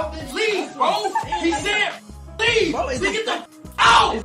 Get out! Now y'all can say, oh, he's clip farming, this and that. Sure. There's truth behind every clip farm. There's truth behind every joke. But let's get back into what Cinco was saying. Who a nigga feeling like, Chad? Chad, who a nigga feeling like, man? Yeah, I want to start off by saying Cinco is lying. I'm lying. Hey, show the message. Hey, that's why I leave it at that. Show the message. I ain't gotta say nothing else, gang. You wanna prove it to me? Show the message. We gotta do no talking. Okay, bro, so even without seeing these messages or whatever they're talking about, I can definitely tell y'all what this argument was about. DDG was trying to little bro niggas. Y'all know the only thing DDG talks about is money. I bet I can spend more money on anything than on Oh my God. That's crazy. DDG probably got personal and said that he made Cinco's career. He probably called him a or said something about Lala. Mama! Probably one of the two or all of the above, bro. And Jay Cinco was not having that because he is not a yes man. Respectfully, all of the niggas in Capaholics are yes men. They are all DDG made. And please do not try to say I'm picking sides because I have numbers to back it up. Numbers don't lie. The first day the Capaholics went live, Dub didn't even have 1,000 viewers. Help me! What's his name? Derek? Huh? The nigga that looks like a stud? Didn't even have 100 viewers. Help me! Now remind y'all, bro, this is not to clown anybody. Sure. This is all for context. Long story short, besides Cinco, DDG is carrying this whole group. The entire group had 22,000 live viewers, and DDG had 21,000. Hey, Dios mío! Now shout out to Baby Rich and Silly T.O., but I didn't even know these niggas had Twitch accounts. Since I got the train, I ain't gonna lie, a nigga really just been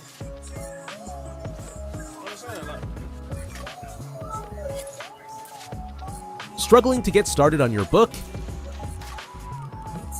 Meet Squibbler, an AI book writer that transforms ideas into fully developed chapters with pre-made templates for all genres.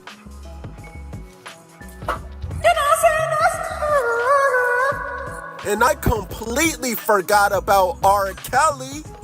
He only had 44 viewers. Ouch! Now I understand DDG and Capaholics is trying to compete with AMP and FaZe Clan. Everybody in FaZe and AMP already individually had their own motion. They were all holding their own weight. All of the niggas in Capaholics are DDG made. Ouch! Now it sounds like I'm being harsh, but stop me when I'm lying. Literally, bro, if DDG says to jump, these niggas are gonna say how high. I didn't even see it. Since Cinco is not a yes man, and he already has his own motion, he stepped away from the group. And oh yeah, I forgot about Deshae Frost. I'm not gonna say DDG made Deshae Frost, but let's not forget that Deshae got completely canceled for doing all that weird freaky girl content. Y'all remember that? When Deshae was literally moving like Diddy? I'm gonna lie, you look good on some rest. Like I'll right now. Huh? And then DDG literally came and revived your career. Couple more shots, 10 p.m. Nigga, I'm DDG. Nigga, what? Bitch, do you want to win? Gotcha, bitch. You've never lost a beef. I haven't. I think I got one draw. With who? Nah, he can't lose, bro. He's not gonna lose. I think we got a draw. We have a draw. We had a draw. Okay. So Illuminati caught this years ago. DDG doesn't actually value friendship or anything else. He only values money. Money is just my favorite rebuttal because nobody can call me broke. So a nigga can't call me. If I can say nigga, oh, I got more money than you, I'ma say that. It's a troll. Plain and simple. How much money do you think he made? Hey, Chad, y'all think I pocket watch too much? You think I talking about money too much? Honestly, yeah. Really? Yeah. Should I stop? Yeah, you should stop. Bingo! You can't make this up, bro. Cinco leaves Capaholics and goes and buys a Bentley Bentayga. Wow. What A Boogie say? I'm in a Bentley Bentayga. Yeah. Oh, nigga, that's me, nigga. Talking about, nigga. Go Billy Bentayga on a nigga, man. Nigga talking about, nigga. Talking about, man. The going on, man? And DDG is still gonna find a way to try to little bro Cinco. He said that Bentley has 300,000 miles. No! Nigga DDG said he drove off the lot and his check engine light came on. Nah, bro, I can't lie. That shit was funny. Check engine light on. New transmission needed. Alright, bro. But this is also a D1 tier of hating. God damn, my nigga. DDG is the only nigga that can hate on somebody after they buy a Bentley, bro. Cinco did this for the sole purpose to show y'all that he got his own money. He pulled a goddamn paddock out his pocket in a Bentley key and said, I'm only 23 doing this. Tell him stop flexing. Be humble, okay? Mans went from a Kia to a Bentley, but now Cinco specifically did this to flex on DDG because DDG was supposedly clowning Cinco for driving a Kia. And let's be honest, we all believe that. DDG be the first nigga to clown somebody about their car. That's like a 2003, ain't it? That motherfucker got the... That shit ain't even got no digital dash, do it? That shit all buttons in the front. Ain't got the discount shit. Come on, bro. Why are you laughing so hard though? Like, see what I'm saying? How many miles this motherfucker got? He said he got 17 miles. He got 17 miles left. This shit feel like a transmission going on, huh? And I promise you, I'm never wrong, bro. Always early. Notice that Jay Cinco bought a Bentley truck, a vehicle with more space, because his family is getting bigger. Huh? Deshae basically exposed that Lala is pregnant. We got here first. We did it. Nah, she's right there. Good morning, guys. You wake up, good morning, it's a brand new day. Blue skies above, it's a perfect day. RaySkillmanCars.com. Let our family help your family find your new car. Shop from over 4,000 new and used vehicles from one convenient location. Get pre-qualified in minutes and customize your budget. Good credit, bad credit, or no credit at all. That's not a problem here. We can help. Find the value of your current vehicle in seconds with our quick, no-hassle trade. Mama! So Cinco, me and Cinco were talking about the rooms, and I gave Cinco the bigger room because for the fact that I knew like he got shit going on in the future that were, you know what I'm saying? He got shit going on. You know what I'm saying? Like got shit going on where he needs a bigger room. So I'm like, I bet, you know? So he got the bigger room. But then when he said he didn't want to be in no more, he called me and was like, bro, I'm not being in that house. Take the room. And otherwise, and nobody would have got the room, so I took it. But yeah, pretty much. But Well, I don't know what to tell y'all, but I'm always right, my nigga. Okay. I call everything months before it happens. This entire beef, I literally called before it happened, bro. Now at first, I'm not gonna lie, at first, I thought this beef was fake, simply because of the timing. I was like, oh, these niggas are starting a content house and now all of a sudden they're starting a beef? Nah, bro, this is 100% real. Mind you, I'm gonna let y'all know right now, bro. This is a script that I would never participate in. It's not a script, all right? This is real life. This is how this nigga really acting. This nigga calls his Crip homies. I'm like, oh yeah, this ain't my man. This ain't my man. This is not my homie. You calling some niggas to come fight for you? Knowing how this go, knowing how far it can go, I wouldn't be surprised if this nigga was on the phone trying to put mother plays together to get me robbed, whatever the I don't know what the this nigga going on. But once he did that and he trying to call on me, No, we ain't taking it there. Oh my gosh, bro. Come on, bro. If we blue, we blue. I thought he would. Hey, Chad. Nah, hey, get that shit the fuck. Hey, stop playing on me, bro. Pick me up, bro. Huh? What you mean switch sides? What? No. Grown ass man. But to summarize this entire beef, Cinco has his own motion. Bro, last week I seen this nigga on the official NFL channel and all types of shit.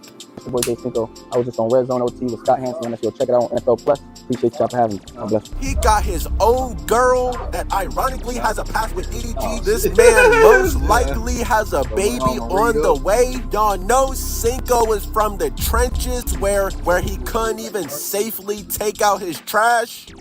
He's not gonna tolerate the DDG disrespect, and he's not gonna fake kick it with a group for content. For what? Wait, I heard they were beefing. I don't know if it's real or not. If you have an ego to your mans, that's just that's the lamest shit ever. But they're closer, so it could hit different. Like, nigga, when you're closer to somebody, you're more prone like get into more arguments with them. Cause you know what I'm saying? Yeah. he get to bringing up God when he trying to get that sympathy. All this is about getting sympathy. That's all he wants. He trying to get him some sympathy. That's why he keeps saying, I brought up God. I did this. That's wrong, gang. We all pray. We all pray. We all pray to God in his house. But there is always a baseline level of respect that you don't cross. When you doing what you did.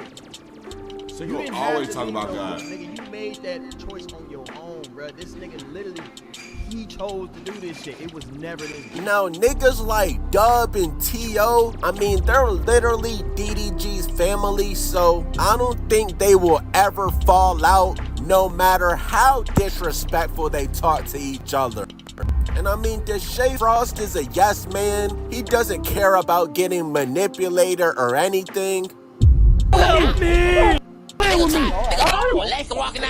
the rest of those niggas are just bots, and we're just being 1,000 NPCs. You gotta respect Jay Cinco for standing on business and actually having morals. Sure. This nigga sent Bruce $1,500. And he ain't even notice him. This nigga sent Bruce $1,500. I get if you would've did a 20 ball. I get if you would've did a 10. But nigga, you ain't give none of your homies 300. But you gifting a random nigga because you want to network. Every nigga I beef with, now you want to be homies with him and network? Every nigga? Y'all don't see how this nigga fake? Nigga Ben had a issue with me. Mind you, everybody in my group chat, nigga, everybody was like, cause they know how I get, bro. Everybody know that, nigga, why are y'all antagonizing me? Nigga, me and Jay, Almighty Jay, we was going at it. That nigga still was like, we still squashed it. You know why? Cause we real friends. That's what the fuck you do. Cinco though, that's going. They don't wanna take it, cause they know shit could get dangerous. But lost like 50K before I even been to Vegas. I go 180 on the freeway, I'm in the Benny Bottega.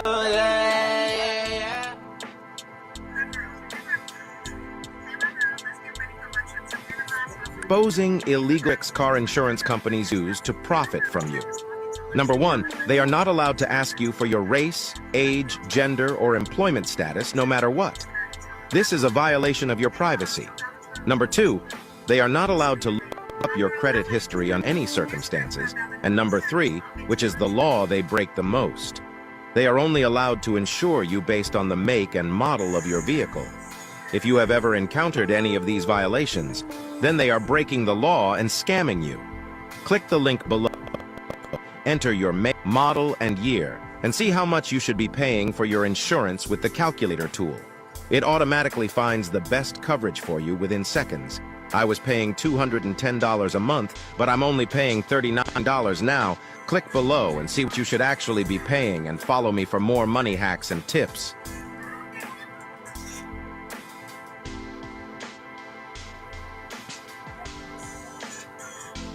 We're gonna see Jake Marklinger. He's already made his Vol debut in a couple games last year, but I'm looking for Jake Marklinger's first passing touchdown as a Vol. And I'm gonna throw in George McIntyre too, gets one through the air as well. So we got Joey, he's gonna have a great first half. He's gonna be able to sit, put him on one of the benches, put that helmet up, take the pads off, whoever. We're gonna see both backup quarterbacks find receivers, pass catchers in the end zone for their first career passing touchdowns as Vols. That's my prediction. I love all that.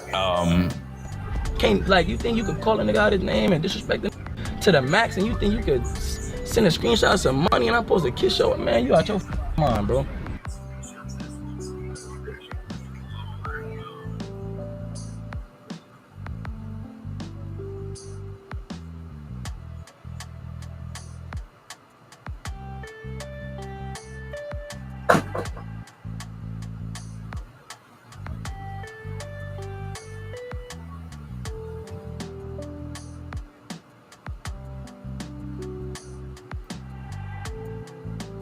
Few artists in the world actually get the luxury and get the privilege to say that they have a cult following. Somebody like Playboy Cardi has a cult following, whereas somebody like Jack Harlow, do you think he really has die-hard fans? Like maybe two. But if you watch the videos of Playboy Cardi's fans tweaking out at his shows, I'm sure you've seen a few. If you watch the fans of Playboy Cardi making memes about him finally dropping and going crazy about him finally dropping a project, this video is about showing you how to build a cult following much like Playboy Cardi. But the trick to this video is I will actually be telling you real cult building technique that actual cults use to get new followers and to make sure that they stay loyal and they stay powerful as a cult. Before we dive into the source though, you need to understand that these are actual dark manipulative techniques, like for real, I'm not kidding. And if you use them wrong, you'll actually be able to blackmail and manipulate people, which is not something we want. So I will be telling you how to do it ecologically and how to do it the right way, because you will genuinely have a lot of power over people if you do this. But first, we need to lay down some groundwork. You probably look like this. This is a problem.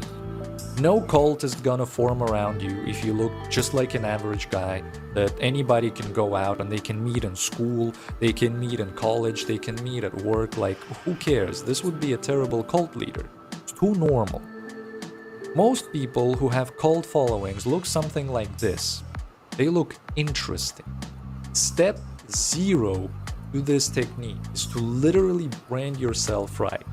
And if that's something you've been struggling with, if that's something you don't know how to do, you're not sure, you should click the link below, join my WOP community. A rebrand is literally like the whole purpose of that community, making you look like an iconic artist rather than just an average person is what we do in there. So if that's something you want, click the link below, join the community, I'll help you out. And now, on to the video. To understand how a cult following works, first we need to understand the types of fans that exist, and we can do that with this very simple pyramid. A fan who is a casual fan is somebody who knows about you. Maybe they've seen you a few times, they don't mind your music, but they're not really gonna show up for you either. They've seen you around, sure, nice, whatever. Active fans are people who actually like you, but they just like you. It's a simple sympathy. Okay? And if you're a beginner artist and you've grown to some level, most likely you have some casual fans that will listen to you every now and again, and most likely you have a handful of active fans who actually comment on you, actually show some support, you know, they actually maybe repost the song every now and again. They don't really mind doing that, and it's nice. It's nice to have active fans, but you can go further. People who trust you are called connected fans. And these are the people that are actually waiting for your next trip. These are the people who are actually excited to see you dropping something, because these people, they feel like your friend, they feel like a part of your club. But another step above that are super fans, actual cult fans. And in this video, I'll give you very specific techniques on how to turn casual viewers into actual super deep super fans. We're not going Jack Harlow, we're going Playboy Cardi, okay? And the whole goal of a cult following, of a cult leader, is to create mystique. Because if you think of any cult, they are very mysterious, aren't they? Yes or no? You think of any cult, not very much is known about. There are people who are in, the cult members, and there are outsiders who don't even know much about the cult. You know even less about the cult leader. He usually says he is an incarnation of Jesus. He usually says he can save everybody from the coming Create rupture. mystique. He usually says he's got healing powers. Does he? Does he not? Who knows? And that's the whole point of this thing. You need to create mystique. Who knows? Your fans know. Your followers know. Through this video, you're gonna create an us versus them dynamic, where you and your fan base are us, the good guys. Everybody else, they're not supposed to even understand what the fuck's going on here. They don't get it, they'll never get it. They're stupid, they're normies, they're not supposed to get it. And that mentality is why you need to actually go underground. Because you're about to get real secretive this. This is a secret. All of these guys' fans, they're very insular. The underground actually purposely separates itself from the mainstream. And when an artist from the underground starts becoming too big, the original fans actually start to lose interest. This is an interesting dynamic because underground fans love to gatekeep. They love to discover new artists. And that's what you're gonna appeal to. You're gonna target the underground. You're gonna separate yourself away from them. You're not gonna try to go viral. You're not gonna try to become famous. You're gonna say, okay, I'm going underground on purpose. Because the underground fan, by default, wants to separate himself from everybody else. Like, fuck those normies. Everybody listens to Drake because Drake's popular. I'm gonna listen to Yeet. I'm gonna listen to Playboy Cardi. Fuck those other guys. You're creating an us versus them dynamic, and the underground fan is a perfect way to do that. And also, going underground gives you that secrecy that you much need, because nobody's supposed to know much about you. Step 2 is to be a prophet of a unique idea. You need to be unique for this to work. Whole lot of Red drop, that was unique as fuck. Party went vampire, the album was crazy. It was a unique sound, a unique idea. And if you don't know how to do that, if you're just another person doing boom bap rap, for example, right? Who cares? There's a million other people like you. Why would anybody follow you? So you need to develop a unique sound, a unique identity for this to work. And if you don't know how to do that, I don't mean to overpitch you or like oversell you, but this is what we do in the WOP community that I run. Go in there and I'll literally show you how to be unique.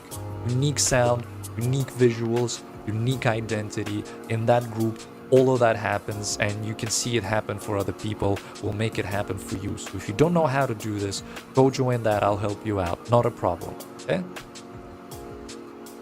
Sometimes a unique idea can also be a unique push. For example, maybe you just made an idea that we are all a fashion trend, like opium. We're going to talk about opium more, right? We are a unique fashion. Stop the cap. I'm capping.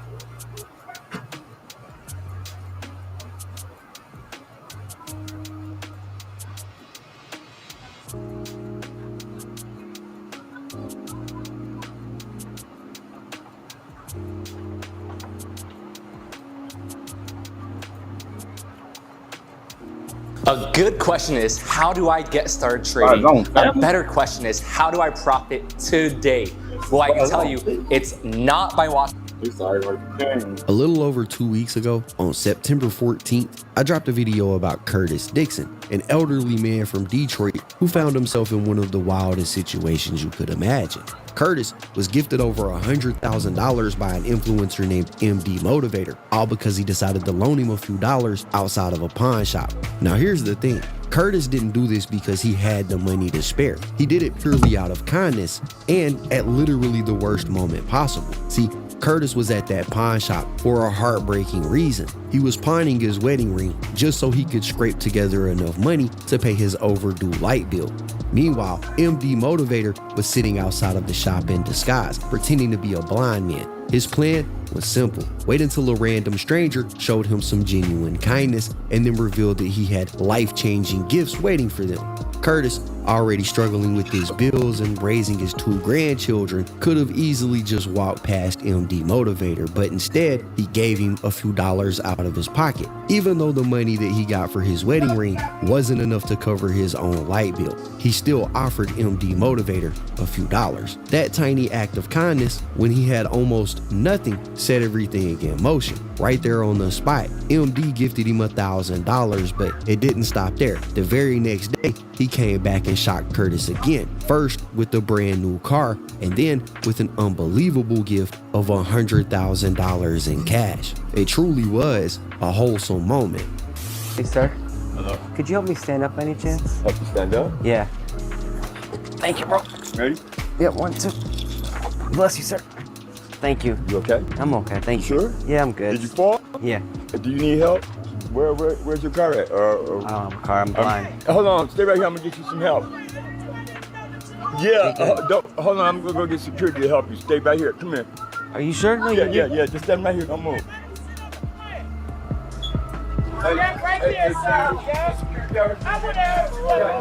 Thank you. You're good, thank you, God bless you. Stand right here, I'll stand right here and get some security. Why'd you help me? Because God told me to help you. What's your name? My name is Curtis.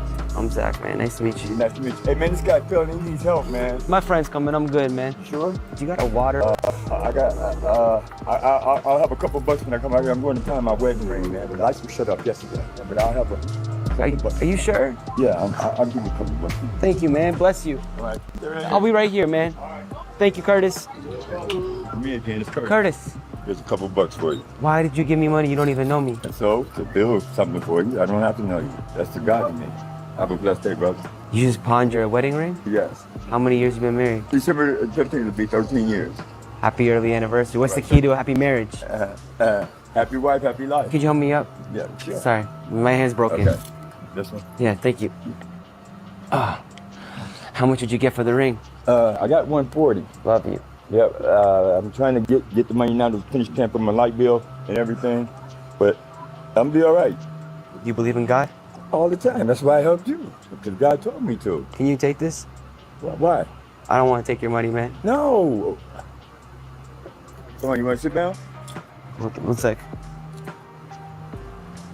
Curtis. I'm not blind. How many fingers I got? 2. What's going on? Just trying to find the first con person. That'd be nice to me. I got something for you, Curtis.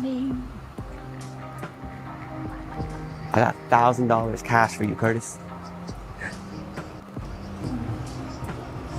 I hear a lot about sins. Don't think that I'll be a sinner. I might go down to the river. You're amazing, man.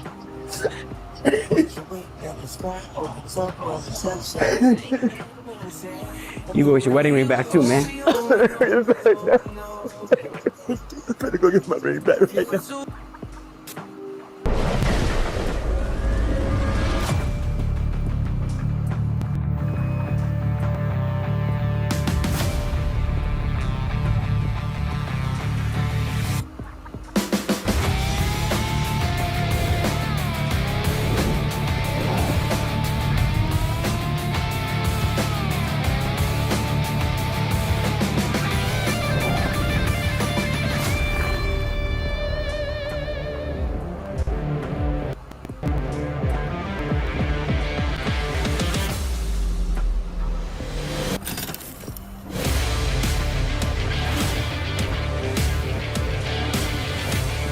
Nice spot. This weather's crazy. We're good, we're good. Take this for them. You pay your light bill? Yes, lights are good now. Yeah, my brakes went out on the car. How old's your car? 2011, car show up on the truck for now. Take these babies in the car with you all the time? All the time. I wouldn't trade this for the world. Wouldn't trade it for the world. I wanted to come here and help you with your light bill for the rest.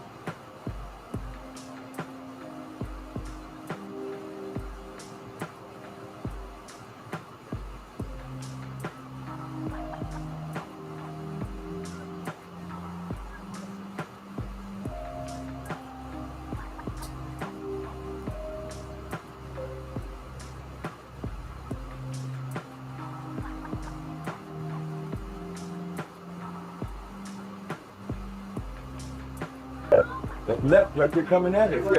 On behalf of American Durian Loan, we'd also like to present you a check of $2,500. Oh my God. So you talk about life-changing? This is So we'll it. add that to the list, okay, bud? Can I give you one more surprise? Oh my God. Better sit down. You ran to help me that day. I thought you were really hurt. I wasn't thinking. Even when I asked you, where's your car, I forgot you were blind. I was nervous. What's your dream for these babies? I had to be a good granddad for them to grow up, go to college, go to school, be the best they can be. Where's dad and mom for them right now? Well, mom, she's in Miami. And the dad, he's in between jobs. 3, 2, 1. Curtis, got you a brand new car. Oh my God. Yeah, yeah, yeah. God, thank you for sunshine. Thank you for rain. Thank you for joy. Thank you for pain. It's a beautiful day. Yeah, yeah, yeah, yeah. It's a beautiful day. Yeah. Thanks. Love you, brother. Check life overnight, man. Can I give you one more surprise? No. Hold me, hold me, hold me, hold me. Curtis, I got $100,000 for you. Talk to God when I need a favor. Oh my God. And I only pray when I ain't got a prayer. Okay, I love you. This was a life-changing experience for Curtis, for sure, but the celebration was short-lived because not long after this, news broke that Curtis had been robbed. He was found in the early morning hours inside of his car, tied up, and the car had been set on fire. Sounds like something out of the movies, but it was a reality for a Detroit man. This is what's left of his vehicle, just a charred mess right here, as you can see. Yeah. Here, it happened on the 18,000 block of Mount Elliott. Karen, it was an absolute nightmare. It happened around 5 o'clock this morning. Yeah, there's a lot of pieces to this puzzle, so let's break it down for you. Police sources telling us the man was actually outside of his building at the 8700 block of Verner, so that's that location there on the map. Then he was taken against his will, according to the man and police. He was taken some 10 miles away to the 18,000 block of Mount Elliott. That's where that car was torched, and this is where we find Victor Williams for the latest in terms of what happened next when they got to this field, Victor. So that man was actually placed inside of that car. It was torched. We're holding a piece of the emblem right here from front, but you can actually see all the burnt remains, and thankfully it's a miracle that this man is still alive. So he was trying to kill him, I guess. On this Labor Day, one man in his 60s is happy to still be alive after being kidnapped and tied up inside of this SUV, only for the vehicle to be set on fire with him still inside. There were other people out here who said they heard the man hollering for help, and he was tied up. And he was saying they robbed him, some women and some men. I didn't think nothing of it. I'm just thinking that somebody, stole a truck and trying to burn it up. But then when the ambulance came and the police were here, I knew it was something more than that, because the police and ambulance don't come just for a burning truck. With the SUV still visibly smoking, cops made it to the scene just in the nick of time to save the man.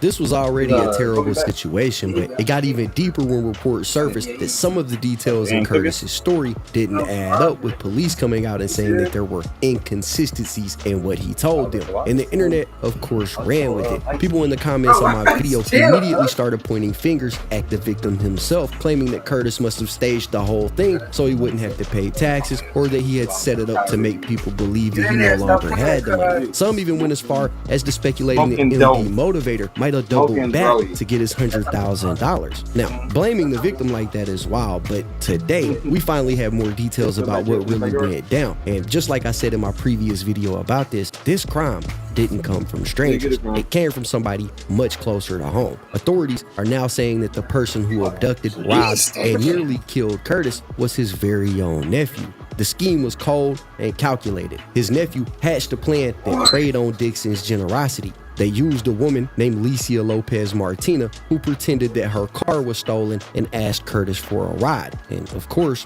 Curtis, being the kind-hearted person that he is, agreed to help. But once they got to their supposed destination, Curtis was ambushed by armed men. They threatened him, demanded his money, and even said that they would kill his wife if he didn't comply. The attackers tied him up, shoved him in the vehicle, and then forced him to lead them back to it.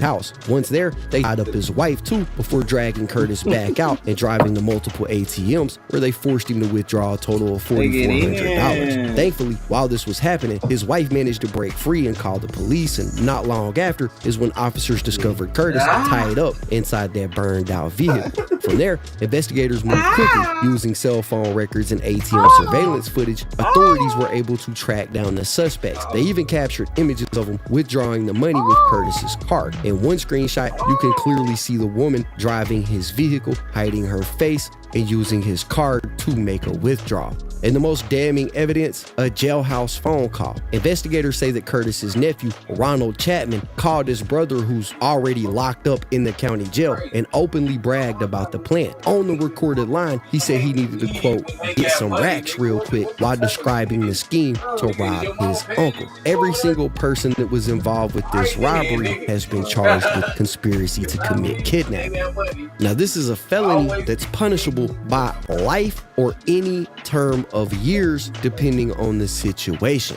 And I know some people heard that they were just being charged with that and probably thought that that was a very small charge, but they could in fact be sentenced to life in prison for this if they are convicted of conspiracy to commit kidnapping. Additional charges and enhancements could make the sentencing even harsher if it's revealed that these guys were in a gang or gang affiliated or have a criminal history.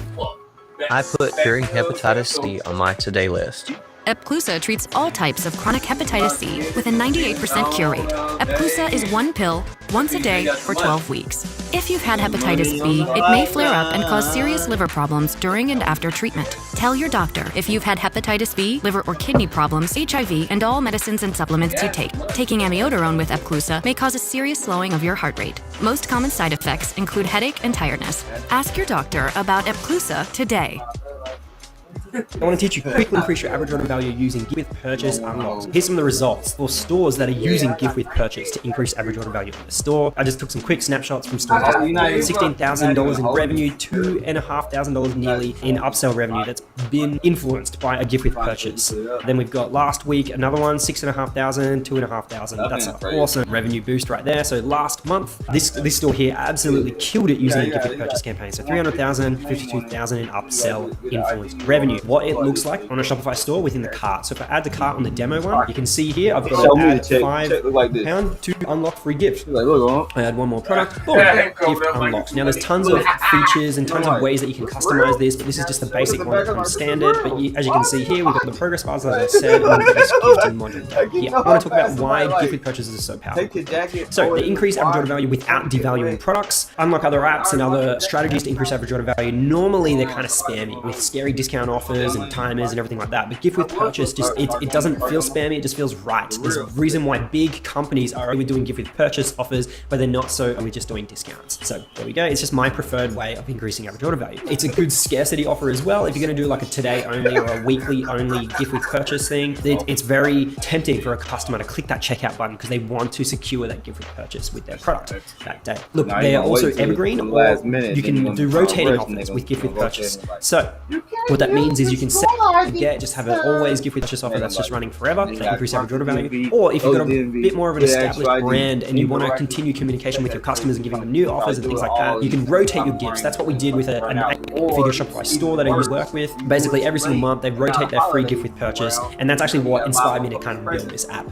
All right, and look, gift with purchase is also increased perceived value of a cart. So when a customer goes to checkout on their store, they've now got their products that they've added, but then also they can see the savings of this product here, and they don't want to lose that savings. It's a big perceived value for the products that are being added to the cart with the gifts. And then the last one is you can persuade customers to unlock multiple gifts. So what we can do is actually stage it and have a free gift here, a free gift here, and a free gift here. And as customers add more to their cart, we can incentivize them even more. So increasing the perceived value, and we can unlock even more free gifts. Alrighty, let's set up our first free gift campaign. What you want to do is navigate to, first of all, the cart setup page. Make sure that your cart is looking how you want it to look, choosing all the colors and everything like that. The next thing you want to do is go to upsell campaigns. This is where you get to create your offer. You won't have all of these in here unless you've already got campaigns made. So I'm going to click on new campaign. I'm going to type in free gift. Give it a name. Now, something to note is free gifting is all built within this campaign type here, add to unlock frequently bought together, free gifts, free shipping and discounts. What it's going to do is it's going to use this progress bar at the top to communicate the offer, and it's also going to give you this option down the bottom to have this frequently bought together section down here. And then once we create our free gifting offer, it's going to appear in the middle here. Alright, let's scroll through. You can read through the limitations. Have a look at there's the triggers. I'm going to leave it as all products. For now, I also definitely recommend using dollar amount in cart, not product quantity. Dollar amount in cart is proven to get better results for customers, for stores. Now, we're going to start with reward 1. What I like to do here is just suggest everyone use free shipping as their first reward if you've got a free shipping threshold. So I'm just going to make that 30 for now. So if you have a look up here, my main product is £20 here. So I'm just going to make the free shipping 30, so it makes the customers add a little bit more to their cart. All right, we'll leave everything else the same. We're just going to add a second reward here. You can play around with the settings if you want.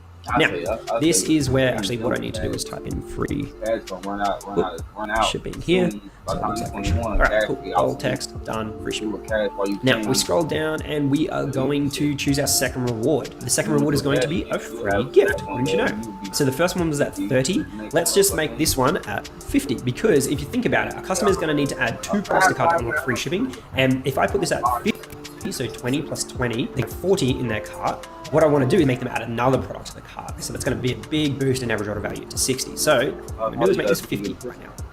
All right, now if I keep scrolling through, this is where I get to select my free products. Now, if I click on this one, I've already got 2 products that are made as free gifts. You do have to actually create these free gifting products within in your product section. I'm going to teach you really quickly right now. But for now, what you can do is if you need to just jump in and relearn what I'm about to teach you, you can click on this button here and it's got a quick tutorial on how to actually create free gifting products.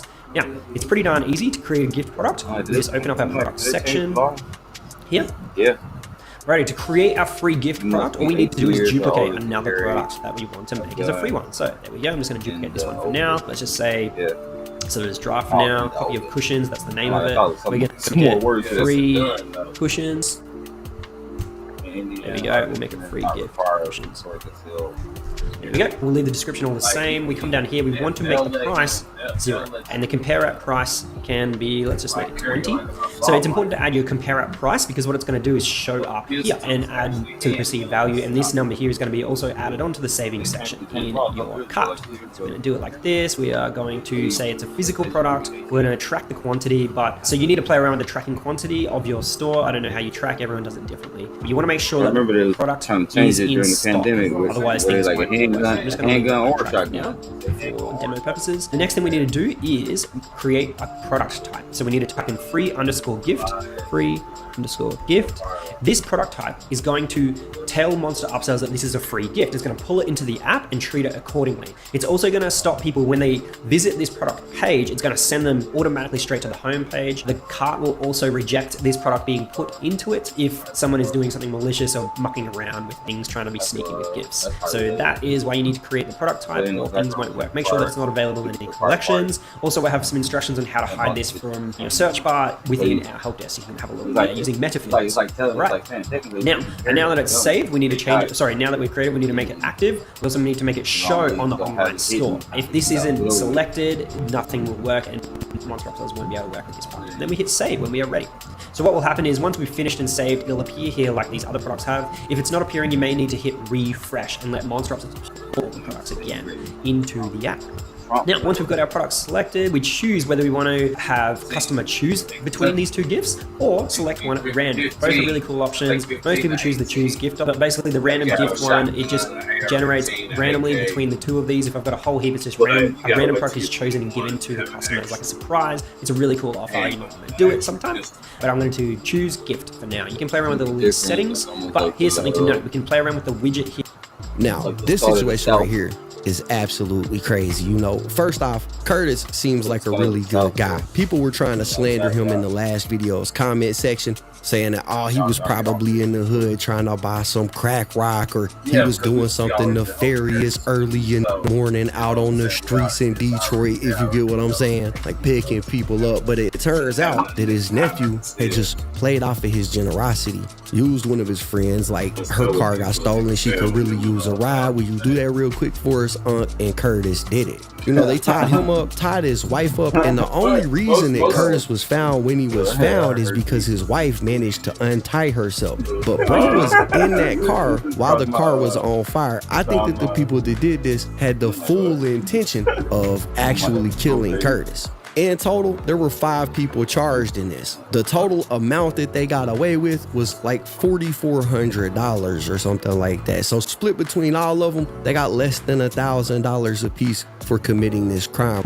right here. Curtis seems like a genuinely nice dude. He tried to help MD when he thought MD was blind. He was trying to help this chick right here, you know, and I hope that this whole scenario and incident don't ruin the type of person that Curtis is, because he got into both of these situations by just being a genuinely good dude, right? And I'm hoping that his nephew being a bad character and plotting against him like this don't ruin who Curtis is as a person, and I'm sure it won't. But it's crazy. It just goes to show you, man, sometimes you can't trust nobody. In my last video, I talked about the implications of people giving away these large cash sums to people like this and recording it and putting it online, and should they have any type of responsibility to protect these people's identities. You know, that's a conversation that could be had, because this all happened because MD wanted to have content. Yes, he did something good in the process of making that content, but look at the results of it, right? I think that there's a serious conversation to be had about this entire situation. But for now, man, that's what we got. That's the update. Y'all gotta let me know what y'all think about this in the comments down below. Don't forget to hit the like button, subscribe, tap the notification bell so you get notified every time I upload a video. And as always, it's been fun rocking with y'all, man. I'm out. For nearly 50 years, Harbor...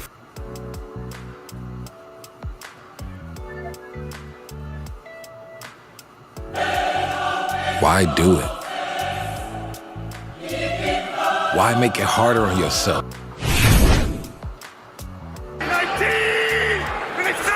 On 3rd and 7. Jones, complete, short of the first down to Pittman. And there is a flag. Genty the back, Geno Smith to throw. And floating one for Genty, he's got it! Spinning across the 40, and that's a Raider first down. They're going to try to find a way to isolate him versus the linebackers for the Colts. But this is a part of his game that I feel like they really haven't tapped into yet. And again, without Brock Bowers, they have to add another weapon to this passing game. Trey Tucker in motion. Genty is brought down right away. Nick Cross. 3rd and 4. Smith from the 40 throws. Caught. That's Jack Besh, the rookie from TCU, who has not played a whole lot, just enough for the first down. New and existing customers can get the new iPhone 17 Pro on us on the best 5G network. That's real nice.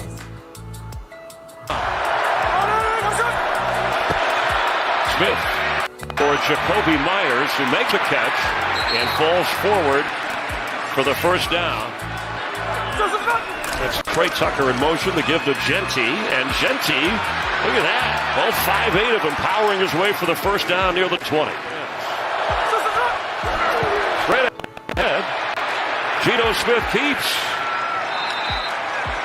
And the kind of Las Vegas people mover system was enough, at least, to get them the first down. Geno Smith, pressure coming in. He is sacked around the 15-yard line. Tyquan Lewis. Now another third down, but this 3rd and goal. Genty catches. Can he find the end zone? And 3 or 4 Colts stop him just beyond the 5-yard line. 24-yard try for Daniel Carlson. He had that kick blocked. Well, the Raiders looked like they were going to defeat the Bears last Sunday. And this one is through.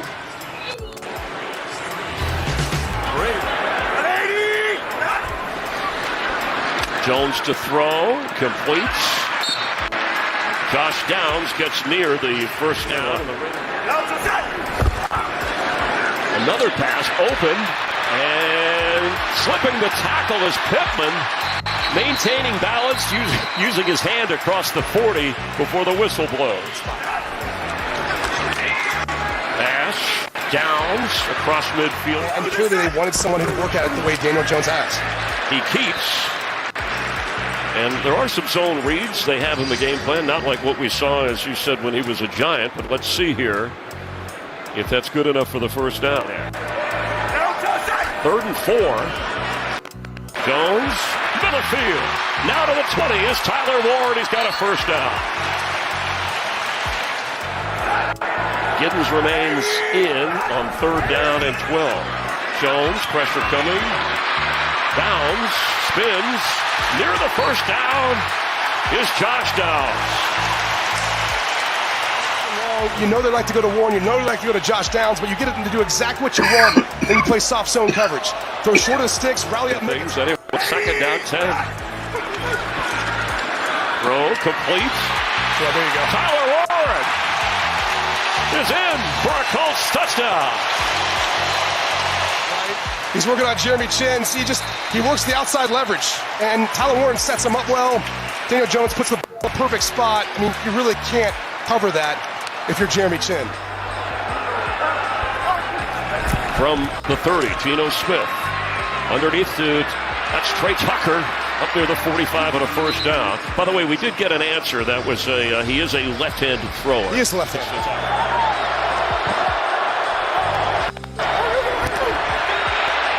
Going deep. And he couldn't hang on. Dante Thornton Jr.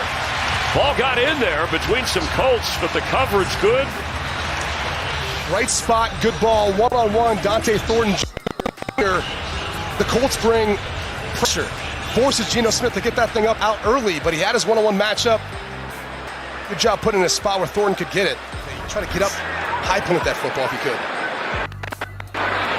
Cole, and it's blocked! Ball's loose, rolling around the 10-yard line. And the Raiders on it, but the Colts will take over with a big special teams play.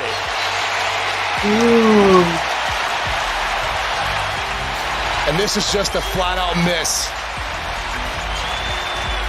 I mean, barely touched. I think I almost hit him in the stomach. Or worse, but either way, big time and the protection for the Raiders. Spotted inside the 10 at the 180. The give. Jonathan Taylor is in for a Colts touchdown. Take a look at left guard. Usually you see him running and they're pushing up somewhere in here. No, he goes all the way outside. And watch Taylor just fall on his big guard, and tight ends paving the way for him. Darian Porter, the rookie, is like, I didn't sign up for this. That's a 15-yard difference as Smith throws to Ashton Jeanty, who is tackled right away. Latu made the tackle for the Raiders. Well, that was weird. A pitch. Need to get to the 35 for the first down, and Ashton Jeanty does that. I checked Allstate first and saved hundreds on my car insurance. Unfortunately, I didn't check if I unlatched Bevo's gate while taking a selfie. Bevo, no! Come back! Whoa. At least I checked Allstate first and saved hundreds.